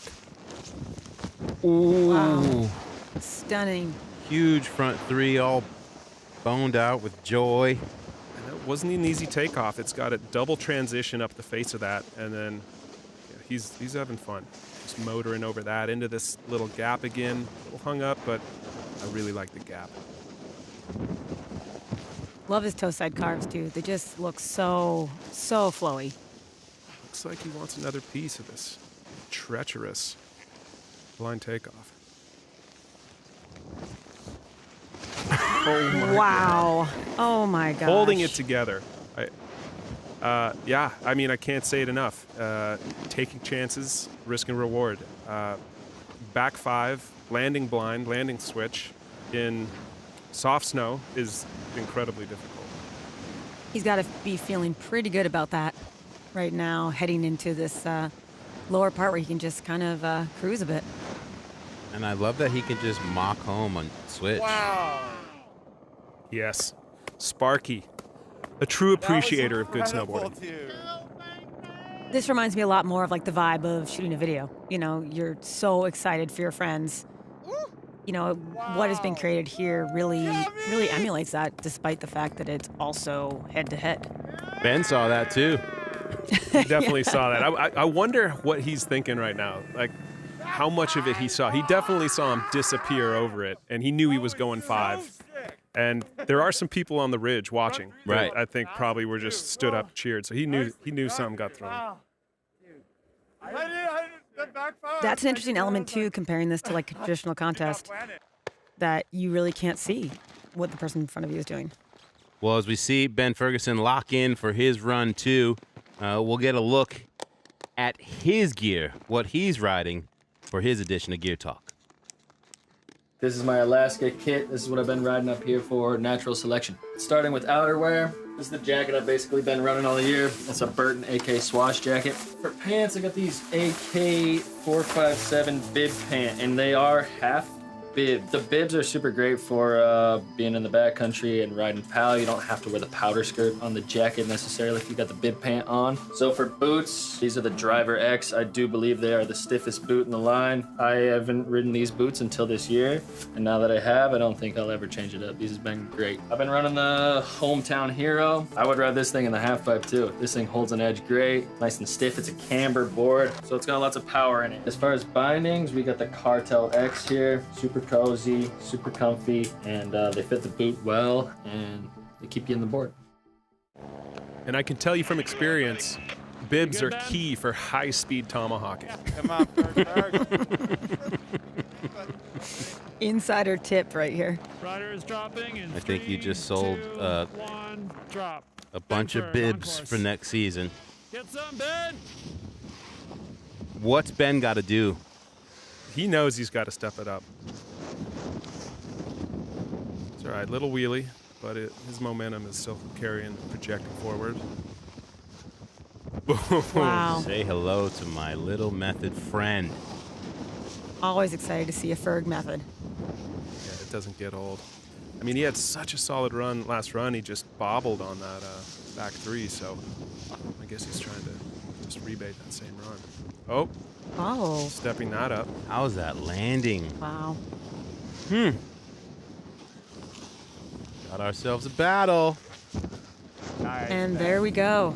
Bolts. Little back 3, riding away and answering back to Mikkel right now. And I love how he comes out of every trick just powering down the mountain with these big old speed carves into these setups.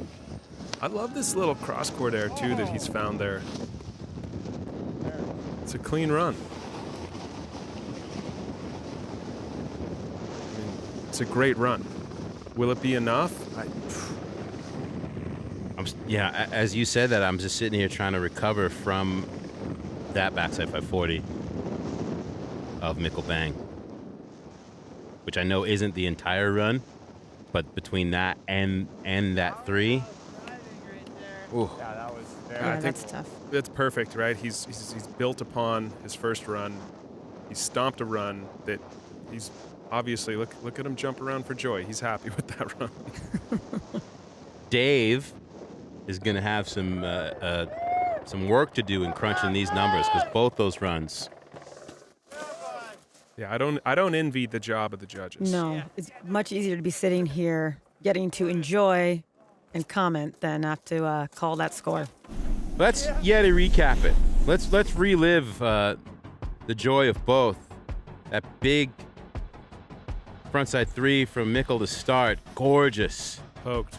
He's got such good style, and then just rolling into this. Oh my gosh! Just riding away. How do you right hold through on to that? that? That is crazy. It's called meter-long shocks, Norwegian shocks. He's over 6 foot. And then Ben, of course, having no problem coming in saying, "Yeah, I got one too." I love that. It's not so much a backflip as it is a nice boned out like barrel roll. Are we freaking going back to Zelda days right now? This is epic. Are you having a flashback?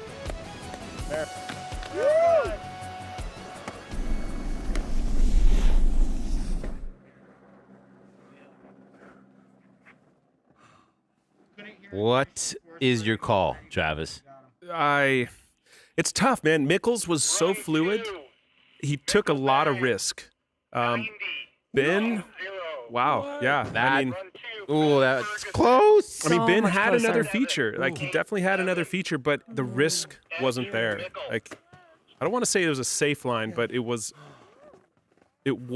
hanging it out there. Well, self-care is paramount after a day of extreme competition, and we have everything the athletes need to soothe the aches and pains here in one of the most remote places in the world.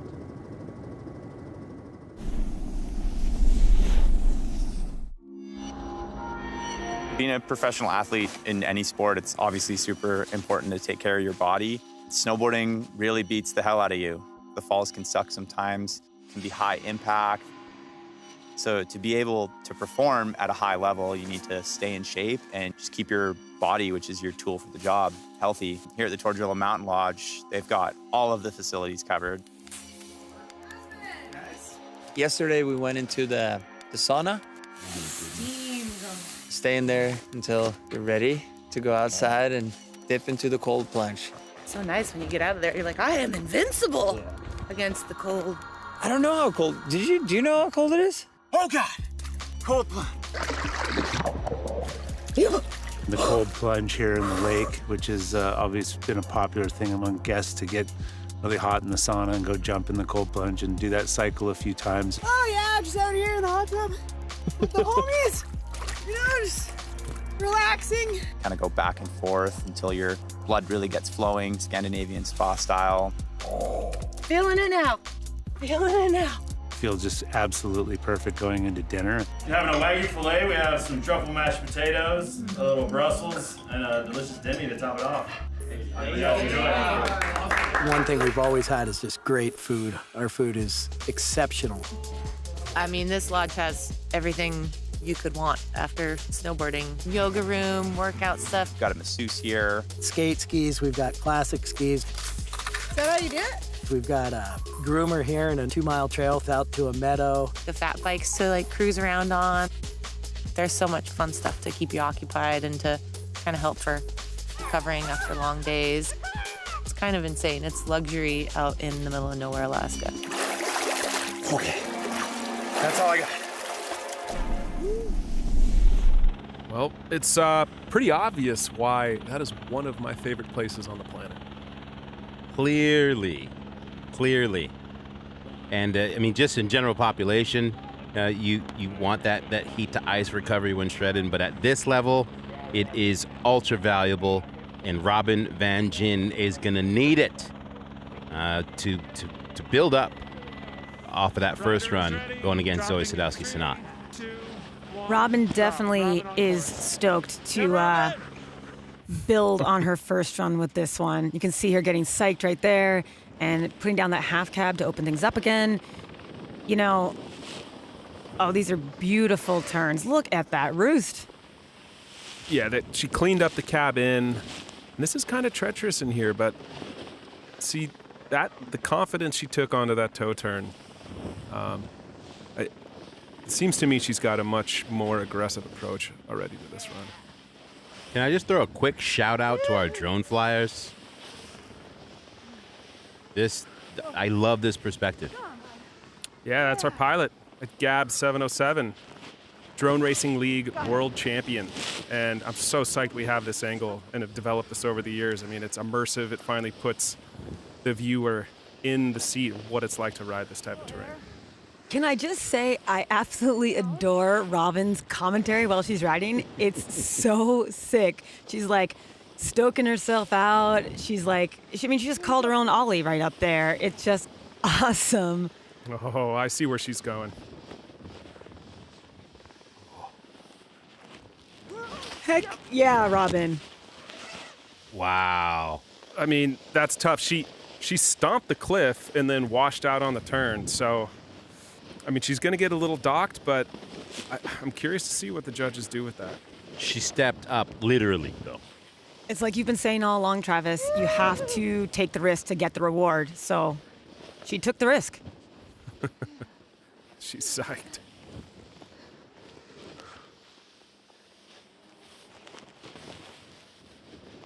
Nice little pop right there. And now into the bottom cruiser section. I mean, that was a solid run. That was a great run. Yeah.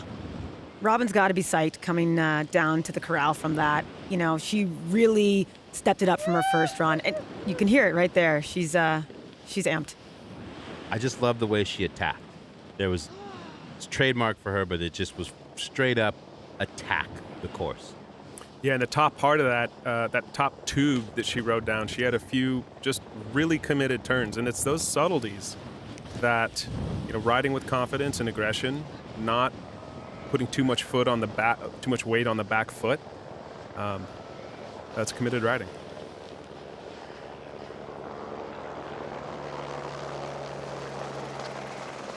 You can see a few of our guides and some of the drone pilots down there on the ridge watching over. Well, Zoe, as we know, has a distinct style. Gotta love the old school mittens. Let's learn a little bit more about what she's running in her first trip to the big backcountry of Alaska. Hi, I'm Zoe Sadowski-Sinnott. I'm going to show you my kit. For outerwear, I wear the AK line of Burden. It's all made for high alpine cold conditions, so it keeps me warm. These are my Burton gloves. I wear mittens over gloves just because they keep your hands a bit warmer and they look kind of cooler. These are my snowboard boots. They're Burton Supremes. They're the stiffest and do exactly what you kind of tell it to do. And this is my snowboard. It's a Burton Hometown Hero 152. When I'm riding free ride, I like to have a bit more length. Yeah, Lexa X bindings. They're my favorite bindings because they've got this nice snug little heel grip in here that works really well. This is exactly the same as I had in Jackson. Yeah, I really like it. Yeah, it's cool. Good gear is important, but I think almost what's more crucial is being so in tune with your equipment that it literally becomes an extension of oneself. Really cool, worth noting also in current snowboard gear trends is that Zoe and Ben Ferg are riding the same model snowboard, the Hometown Hero.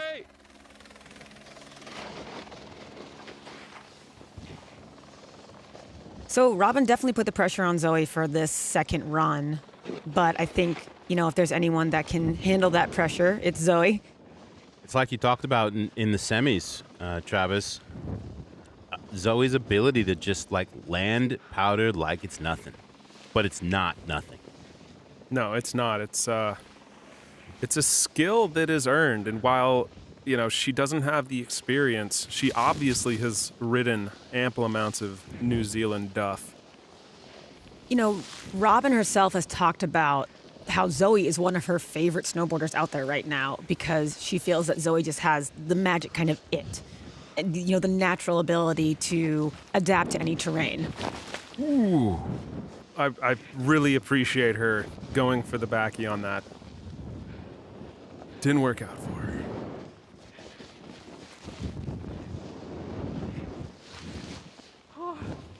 This is definitely the roughest run that we've seen for Zoe. Yeah, unfortunate, but she's still got juice in the tank, and uncovering a bit of a shallow spot in the snowpack right there. Sussing out a new line there. Not totally working out, but trying something. Yeah, and you see, right there, airing back into that slough path, which, that was kind of apparent that there was subpar snow that she aired into right there.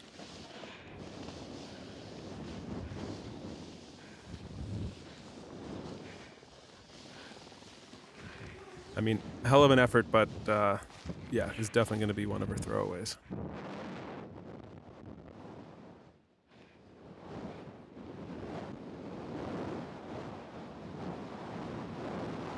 Little chink in the armor of the young gun, who was looking pretty invincible in semis. We like the drama.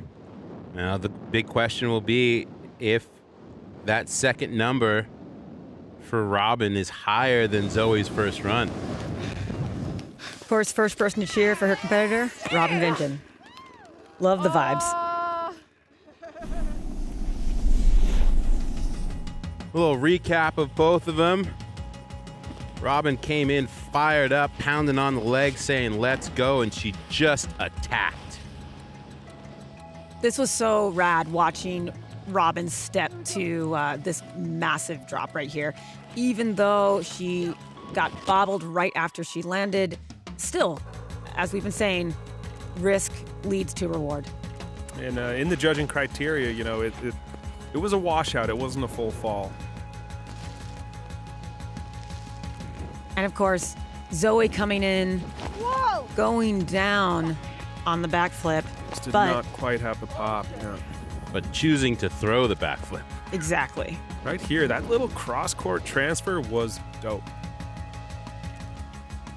And then right back into that slough runnel, which I think that's where a little bit more experience might inform one not to air into that hard snow.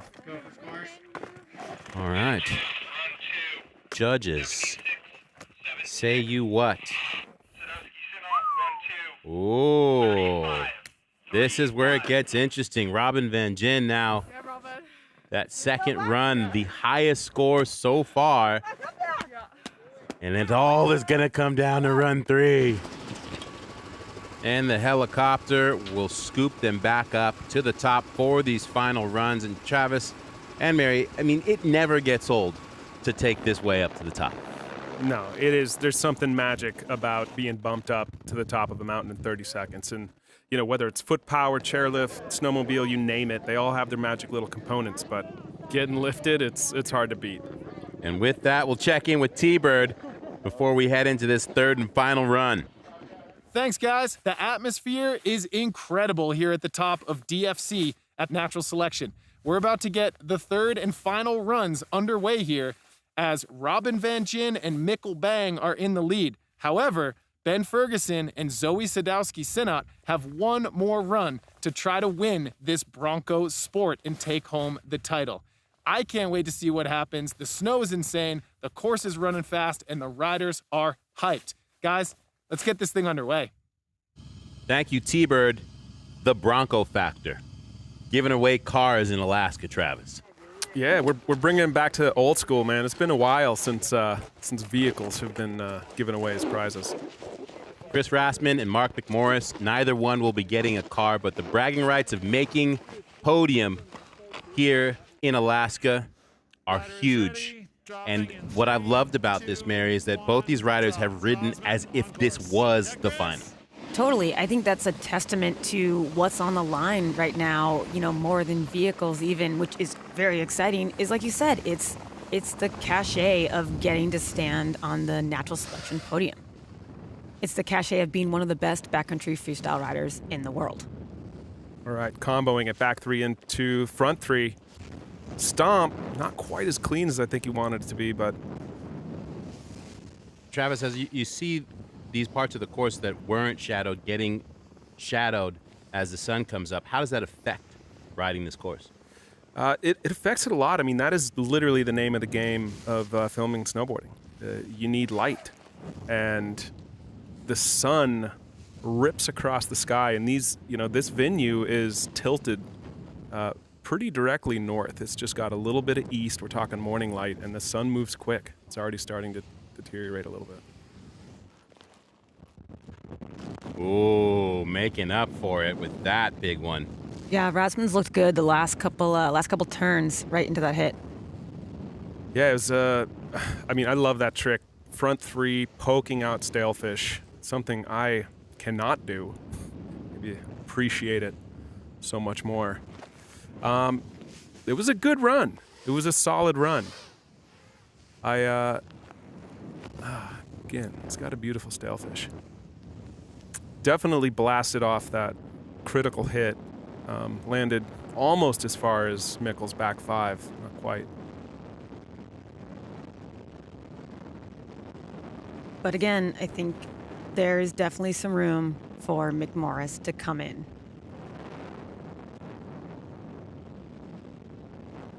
It's going to be close. I think that he might have improved on his last score, but I think this one's definitely going to come down to the judges. And unfortunately for Chris, Mark's got one more run.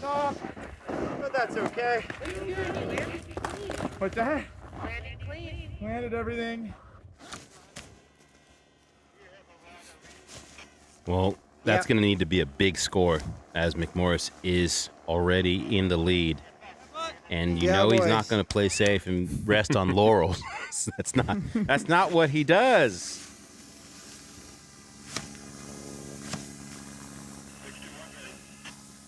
Copy that. Rider is ready. Dropping in 3, 2, 1, drop. Mark McMorris on course. Yes, Sparky. He thrives in this position that he's in right now. This is true. There's been so many competitions where Mark has been the last one to drop, and many times when he's not leading. And in this case, of course, with already the lead, it gives him room to play. Yeah, that first slob air, I could feel it. It felt good. Oh, wow. Interesting. Into the butter. Butter to rock garden. Yeah. Slipped out, but I think that he just is that much more motivated. And I don't think we've seen him go over that. That was kind of a new line. And again, as conditions kind of deteriorate a little bit with additional sloughs. And Jesus. Oh, wow. Goodness gracious, Mark McMorris. How? Sending it. This is what he does. And again, it wasn't the cleanest landing, but it wasn't a complete bail. Any other human might have just completely exploded into a few different pieces, and he held that together. Wow.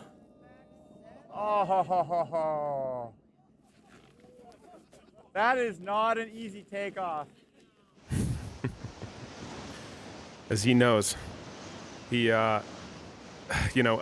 even just comparing those two tricks on that particular feature, that was definitely his best, stomping that big front three with the poked out stalefish. I think I'd give it to the clean three, even over the boosted 7. It was just a little bit of a too scratchy of a landing. All right. Holy amplitude. Looks like the crowd's getting bigger down here. I saw on that back 7. That was sick. Not an easy takeoff. That was a tricky run. I don't know. Yeah. We got kind of mushed into the... Let's take a look at this recap here to see if there is a chance that this run could have eclipsed Mark's high score so far. Yeah, that combo's epic. That second takeoff is kind of given everyone a little bit of difficulty. But this is the money feature. And this is where that full appraisal really comes into play because, landing this clean and with that really nice style is going to be impressive with the judging. That was impressive. This is a heavy matchup. right here, he just got a little loose.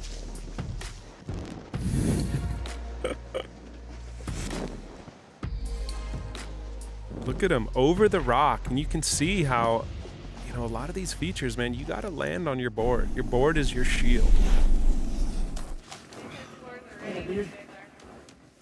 I think it's going to be close. Yeah, hit us. Yeah, I agree. Definitely. And an 84 for Rasmussen, 4 points from Mark McMorris's You got 88. 88 in his second run, which means that Mark McMorris heading to the podium. Wow. That's a well-earned third place, and I think it all goes back to Mark really just throwing it all on black with that big cliff mid-slope. I mean, I think that's what put him over. I love that mutual respect between the two of them. As you see Mikkel and Ben scoping for their final run as Hannah Beeman and her karaoke mic are with Mark. Hey, Mark, that was a great last round. How do you feel about it? Last round was super fun. No, I was a little wobbly. I'll definitely walk home most proud of the second run. But a little moment of brilliance, almost kind of wheelied the back seven, but that hit was quite a bit bigger than I thought it was. I was finished the back seven, I was like, holy shit, I'm still 10 feet in the air. So exciting times. Thank you, Tordrillo Mountain Life. This is awesome. Good job today. You guys are all shredding. Pretty exciting.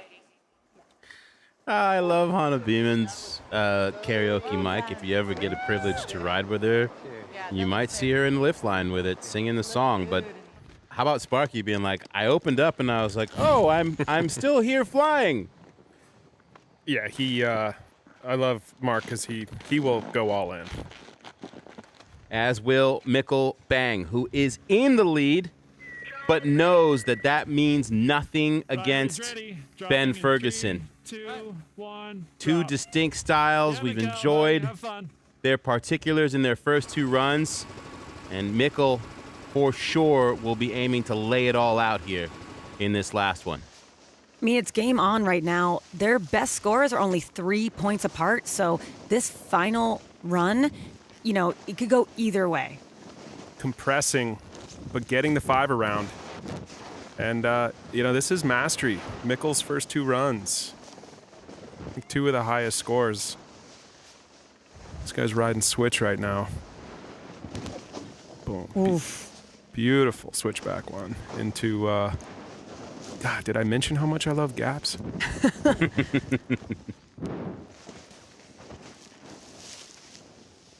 For any viewers at home that aren't familiar with that trick too, that is a very challenging trick, the switchback one. So doing that here on Alaskan terrain is, it's low rotation, tons of style.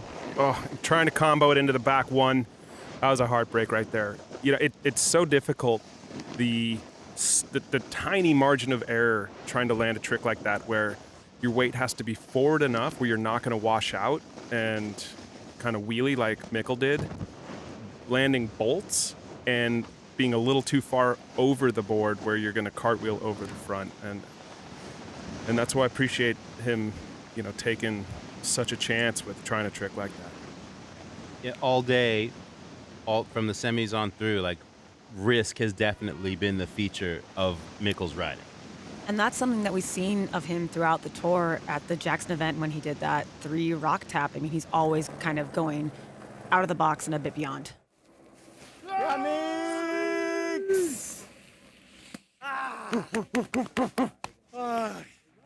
5 to switchback 1 combo? Yeah, that was sick. No. Well, that 3-point lead is slim now, and Ben Ferguson knows it. Yes, Zoe. Yeah, I mean, he's looking to seize this opportunity right now, and I imagine he's not going to hold back this run. A rock's now exposed in the bomb hole of the landing of that bottom feature. Yeah, Ben copied that. Thank you. Chris Rasmussen, again, coming through with the intel from the bottom of the course. That is not something that's just pertinent to a competition setting like this. That is standard operating in the backcountry. Rider is ready. Dropping in 3, 2, 1, drop. Ben on course. Yeah, Ben. Ben Ferguson, 3 points behind as we are looking to crown a champion for this initial natural selection tour.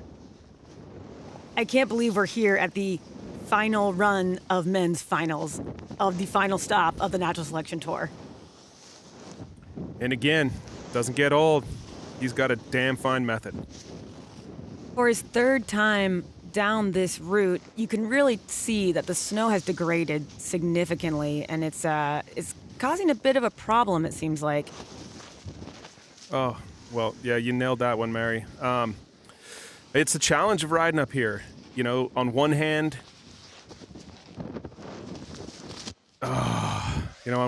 you have what becomes more familiar when you ride a line again and again, the same line. But I think that's also the cons of this, is if you don't lay it down first or second try, you know, you're dealing with tracks. And tracks do not make it easy to stomp. And you could hear that change of snow under his board in that deeply shaded area as well. Yeah, I mean, unfortunately, he knows it. He knows there's, at this point, there's really not that much more opportunity left on the course.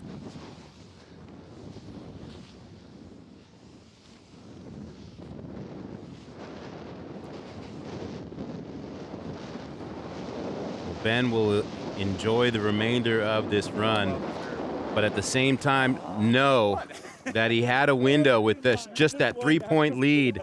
As you see Mikkel already being congratulated unofficially by the homies. We'll wait for the score. But it looks like Mikkel is going to be our inaugural natural selection champion.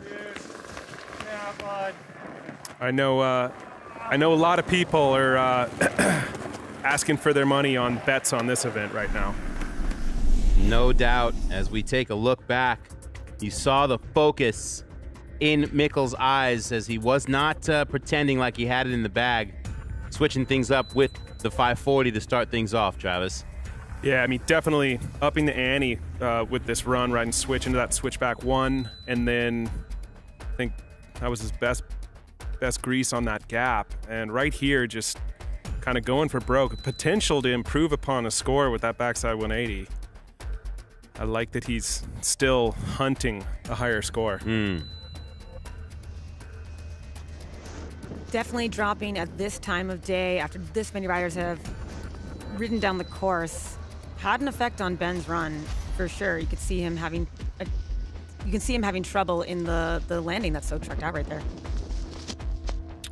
Yeah, and I think he could have even salvaged it with that crash had he comboed that 7 into something spicy a little lower down the course, but was not meant to be. We will get the official word.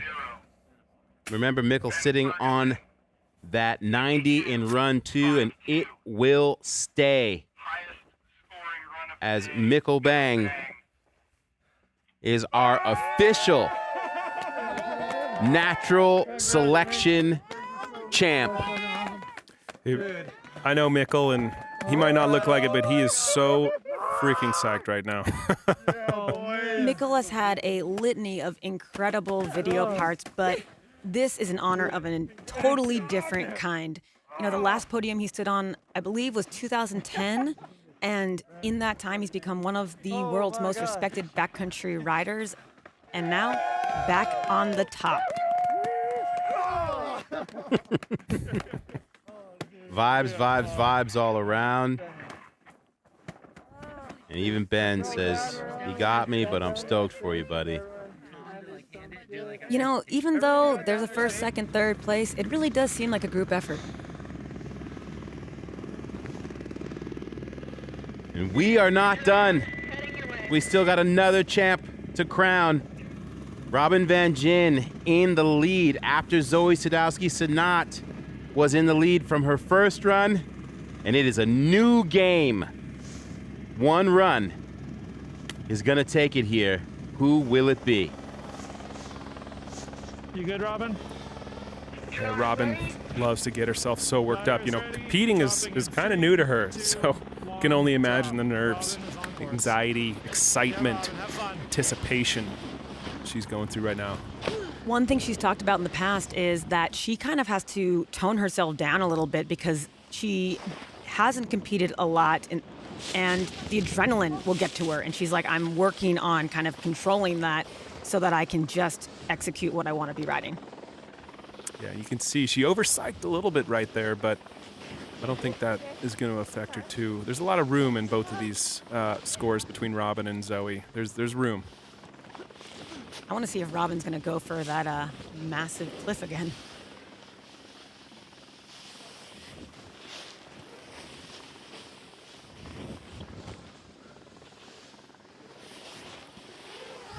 Yeah, she's putting her turns in the right places.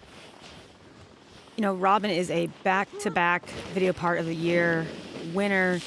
She's been a Rider of the Year, and she has continually made a mark in the backcountry for not only women riders, but snowboarders in general. And I think her performance here today only continues to solidify her as a leader in this type of terrain. Oh, about to say, there we go. Is she going to take it back to the top one more time? There's still some redemption left. Oh, this is exciting. Relentless. This is why we love RVG. Oh my gosh, and she rides away. That is just a cherry on top of her run. That was burly. Yeah, you could see it. It took everything that she had to stomp that. And we're giving her the stomp, right? I mean, no, that was full stomp. I mean, she washed out in some, in some kind of old, sloughed, poor snow quality below, which it's going to affect her score a little, but the cliff was clean. You can hear her breathing hard. Wow. Solid run from Robin. I just, whenever when you meet Robin, and you hang out with her.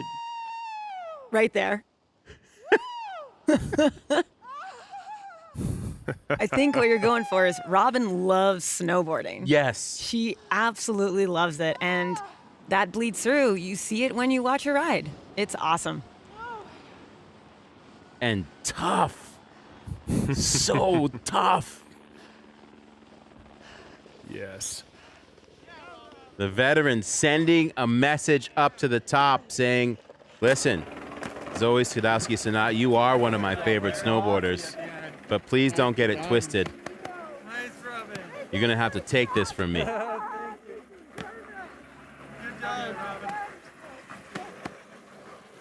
Yeah, and that's the beauty of this format. It's Good job. Nice drop.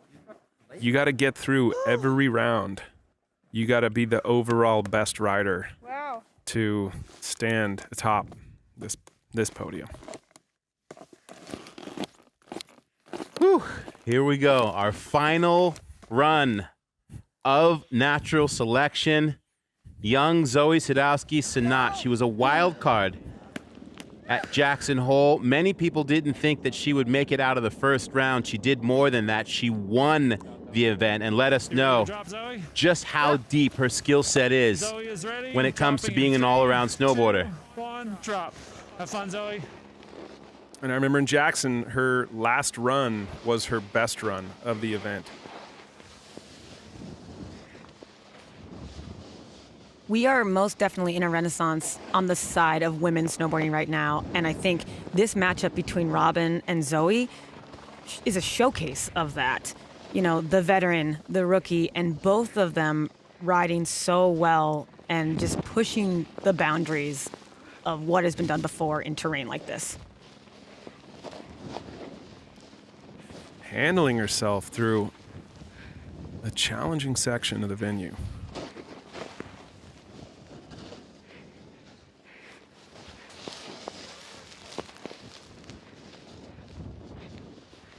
and getting pushed around a little bit in those tracks. Oh, and no problem landing the backy. Oh, and that takeoff was not easy. No. She had like a split second to set up. You know, she just has a really nice ollie that she pops off little kickers, little pops. That landing over there, getting almost everybody who heads that direction. Love that speed floater.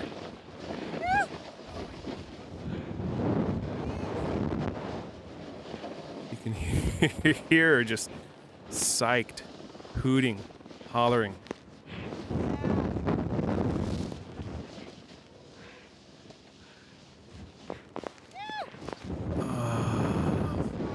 One last tail grab for New Zealand. I think Zoe totally showed up in Alaska. You know, I think she gave us a glimpse at the years to come for her, but also for the female snowboarders around who are rising up in this generation. And you could see it in Robin's eyes. She was sweating it. That was the look of, yeah. Did she just take it? I mean, she did have a crash. Oh, well, thankfully we get a little recap, a little perspective coming up. Yeah, Zoe. Nice riding. Woohoo. You are so sick. How'd you guys? Good. That's just it. Will it be enough? I have no idea. I like that you have no idea, because I too have no idea. I will third that. I have no idea also. 3 no ideas. Getty recap. Help us get an idea. Yeah, this is where I'm psyched in the confidence I know I have in our judges. Our judges are top notch. Now, Robin came in a little hot, slipped up a bit on the half cab. Yeah, unfortunately, the butt check here, but then rolling down to this and laces out Dan. Stomps this cliff. And remember, this isn't about these 2 runs. It's about the best run between the 6 from these women. And Zoe really, you know, navigating a fairly tracked out line, but not having a problem just stomping that backflip.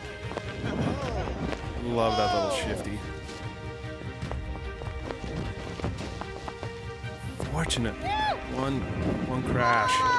The only chink in her otherwise beautiful run. Oh my God. I don't know. That was crazy. Holy We're about to find out here. What great riding from both women. And the ultimate rematch, we've come full circle from Jackson to here. Oh, and it's not enough. Robin Van Gyn is going to lose her mind right now. I think she might be in shock. Yes, the loudest woman in the room suddenly doesn't know what to say. As that was Zoe Sadowski-Synot's best run, but nowhere near Robin's. And like you said from the very top, Mary, I mean, Zoe taking her out in Jackson. Wow, this is so cool. Honestly, I love how excited both of them are. This is amazing. Zoe might be 20, but Robin looks like she's 15 right now. Facts.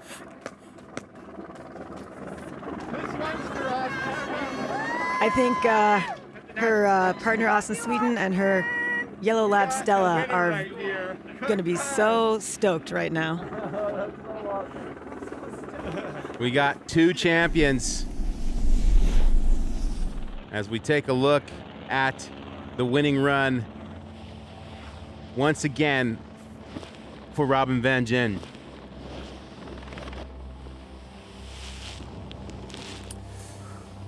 Yeah, I think that upper tube section too that didn't get shown in this, she just had so much power and flow down this line, and you know, turns and the approach to the run are a huge part of the score as well. And stepping to this behemoth is such a massive decision that I think even the bobble right after the landing wasn't enough to affect her score negatively. Yeah, you said it during that run, Travis. You said, I think the judges will accept that she landed that and got caught up in bad snow afterwards because that was her highest score. And I just love that Zoe was ahead, and that did not faze Robin one bit in that second run. With this win, Robin has proven definitively through her video parts through today that she is a force to be reckoned with in the backcountry and will continue to be so. Dropping in 3, 2, And Mikkel 1, Bang. drop. I mean, the theme with him was risk and style for miles, and he was consistent all day. I'll definitely say that Mikkel was doing the least amount of turns down this face. Honestly, it's just really exciting to see Mikkel's riding taken outside of video parts and put into this context, and to see him excel. Just, he has so much style. It's a pleasure to watch. Yeah, full send. Full commitment. And one tired back leg. Mark McMorris with third, Ben Ferguson in second, and Mikkel Bang taking the whole thing home. And right about now, I think we should give away some hardware, some awards, some vehicles for this historical natural selection season. And we'll throw it over to T-Bird Tom Monterosso. Thanks, guys. First and foremost, I would like to thank all of the riders, all the natural selection staff for putting on an incredible show. Well done. Secondly, I want to introduce Carter Westfall, the CEO of the Natural Selection Tour, who is going to hand out the trophy to our men's champion. Hey, thanks, T-Bird. On behalf of the Natural Selection Tour, really exciting 2021 Hemp Fusion Natural Selection here at Tordrillo Mountain Lodge. And as winner, receive the keys to your new Bronco Sport. We'll need to get it to Norway. Mikkel Bang.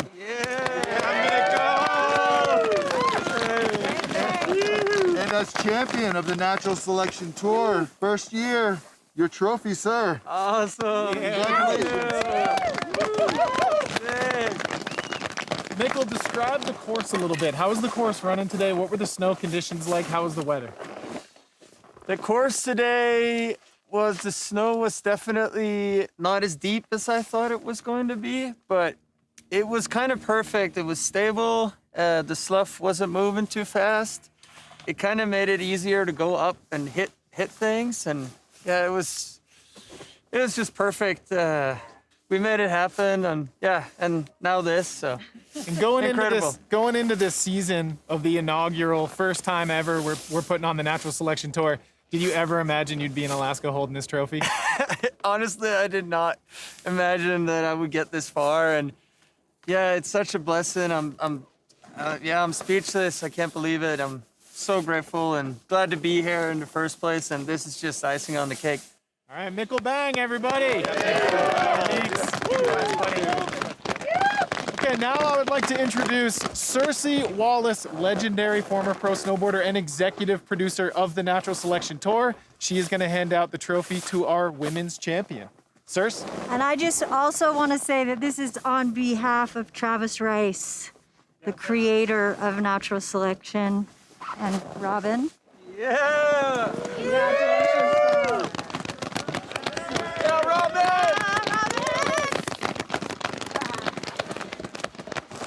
We're going to give you the keys to your very own Bronco Sport. Congratulations. Wow, thank you. Yeah, Robin. So you spoke to Travis via sat phone earlier. What did he say? He was just asking about the venue and how everything went, and yeah, I honestly, I'm so over the moon. I'm having trouble talking, so I was just like, I was kind of silent on the phone. You know, I told him he could name his child after me if he wanted to.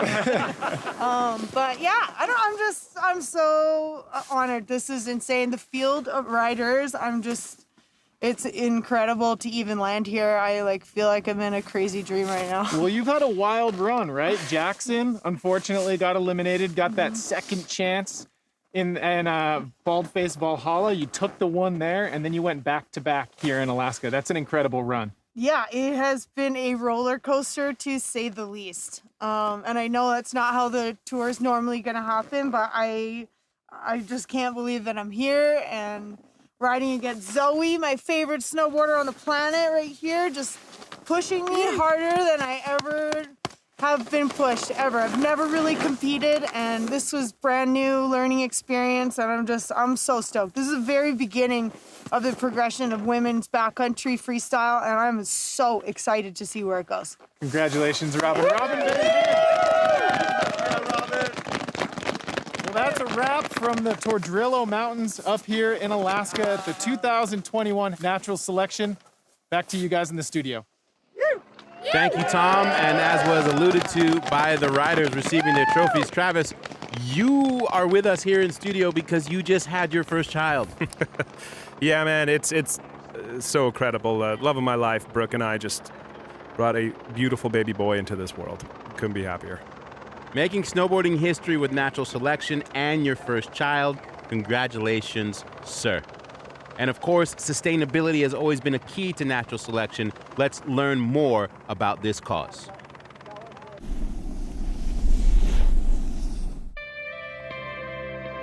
When I first met Travis 3 years ago, he talked about building the tour, but he said, look, this is not just about snowboarding. This is about a deeper mission to unite the industry, to elevate the conversation around things like conservation and sustainability, because we need to protect this environment that we live in if we want to enjoy snowboarding, for future generations.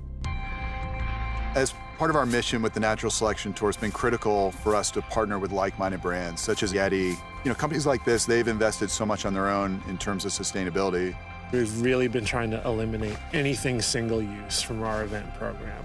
Like everything is coming back, everything's getting washed, everything's getting reused, we're throwing nothing away. In executing the event at Jackson Hole, it's been really important for us to focus on waste reduction, eliminating single-use plastic, leveraging the fact that Yeti had hydration towers on site. I'd say what has been most critical for us is just having partners who would engage with us every step of the way in terms of the strategic planning, a transfer of knowledge, because we've learned a lot in year one and we'll continue to improve in future years. There's no hiding the fact that we're using carbon-intensive vehicles for these events, but we're very conscious of tracking all that, making sure that we're not only offsetting, but also drawing down that amount so our events have a net positive impact. We felt it was important to have a strategic partnership with an expert in the field, such as Conservation International. They've done amazing work around the world. It's very important for us to keep a record and to calculate what our carbon footprint is, and then invest in those carbon offsetting credits with really key projects like the reforestation efforts of Conservation International in Kenya. We've always focused on Mother Nature as the main character. The snowboarding's amazing, the stories are amazing, but at the end of the day, these mountains you see around us, they're the star of the show. And we want to celebrate them. We want to find ways to educate people and support things like conservation and sustainability so that snowboarding is something our future generations can enjoy.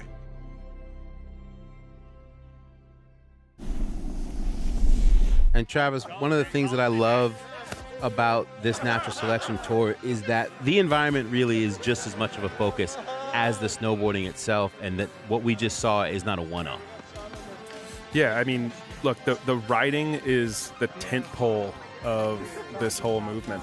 But ultimately, this is our first year, and I'm really excited to see where we can bring that intentional momentum to and really execute on programs and education that have the ability to really make a difference. Indeed, to celebrate where we play. Final thoughts on this season, Mary? The paradigm has not just been shifted, it has been fully reset. These 3 stops, this finals here today, what competition has been reinvented by the Natural Selection Tour. Amen. And with that, for Travis Rice and Mary Walsh, I am Salema Masakela, and we will see you next season. I think this entire Natural Selection Tour is going to change snowboarding for the better. Probably some of the gnarliest riding I've ever done and been a part of has been from this contest. It's just intense, it's scary, it's big, it's steep, it's fast.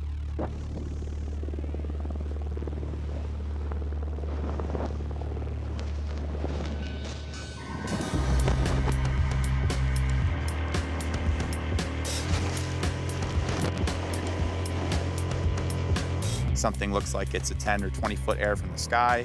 You get on slope, all of a sudden that gap is 60 feet. Wow, this is massive.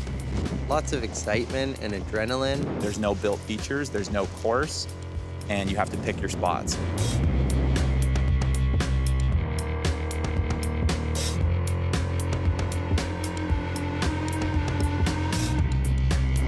So sick. Yeah, snowboarding in Alaska, all good.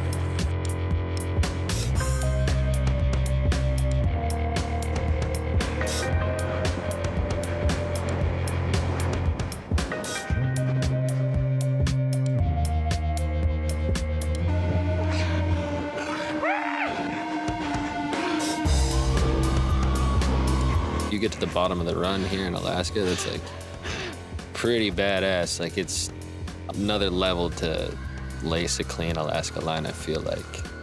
Straight up, it's like the fastest you'll ever go on your snowboard. It's insane. Each stop of the tour is totally different. Jackson Hole, we've been working on for 2 years. Meticulously thought out, well created. Unbelievable freestyle backcountry park. It's like being in a video game, you know? Perfect POW, perfect kickers everywhere.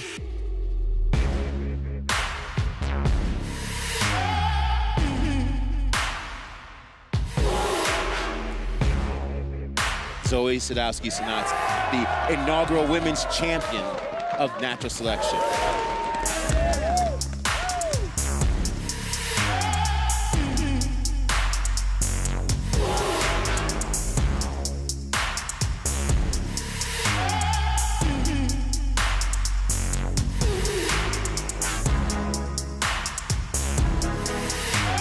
Give it up for Mark McMorris, your champion! Moving from that to the Bald-Faced Valhalla tenure, still freestyle heavy, but all natural terrain. No built features, hazards everywhere. It was almost as important to have experience in the backcountry and know how to select terrain as it was to be a good snowboarder, I would say.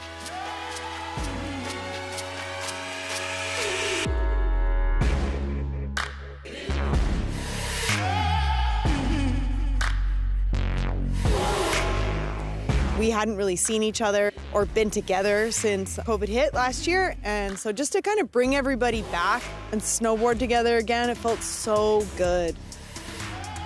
Alaska is the Bald-Faced Valhalla event on steroids. The best place to ride lines on the planet. Leading up to Alaska, which is one of the best places to ride in the world, you know? And then doing the same thing here. It's just unreal. I think Mikkel, of all the riders here, probably has the most AK time under his belt. I think that experience counts for a lot up here.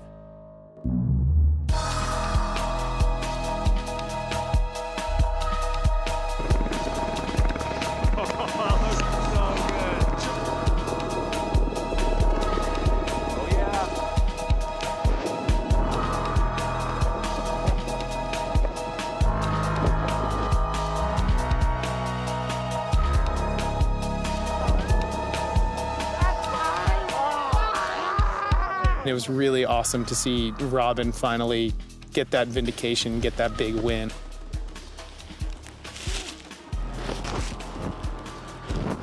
Every event was so different that at different events you kind of had to like shift and evolve as it went and just, you know, kind of trying to flow like water.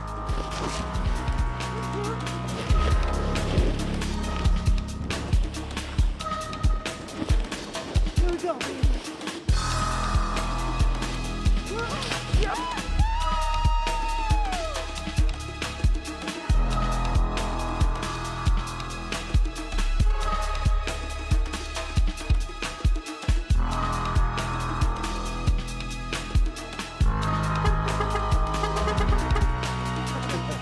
Travis is known for pushing people to the absolute pinnacle of their performance.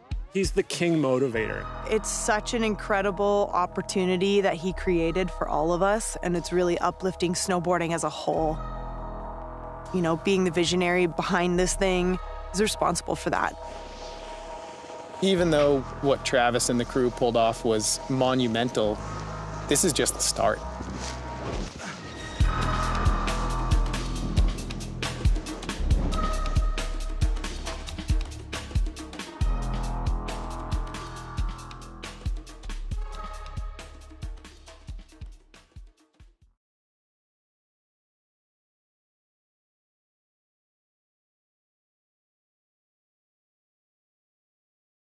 For me, my dream has always just been to ski and be in the mountains a lot. You know, I started skiing year-round in 1990. I've been skiing about 250 to 280 days a year since then. And I'm really just filling my addiction to shred. And the more I shred, the more people want to ride with us. So if we just focus on our dreams, you know, dreams do come true if you stay the path, and to share it with people is what makes it so special. Greg Harms, our incredible guide, he gets a little fired up. We got here, he's been on this like booyah binge. Booyah! It's catching on. Booyah! Booyah! Booyah! Booyah! I think he's been out here for like 13 weeks straight. I'm addicted to blower. I don't think I want to quit. We basically had an all-time morning. Super duper booyah! Shut up.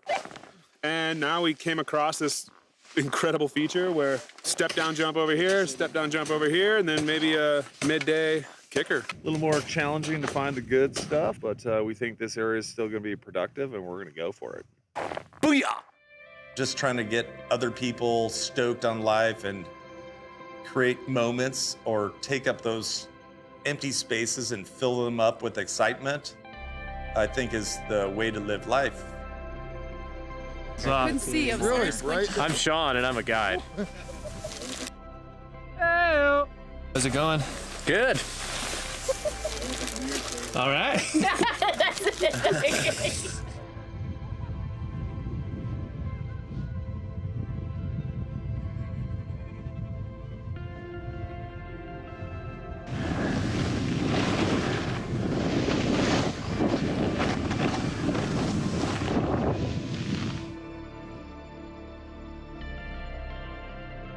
Other thing I could say is, you know, I feel super lucky to have started a company with some of my best mountain friends who are world-class ski guides and full crackheads for their sport. And their dream is very aligned with mine. And it's like a dream come true to actually shred and work with your friends.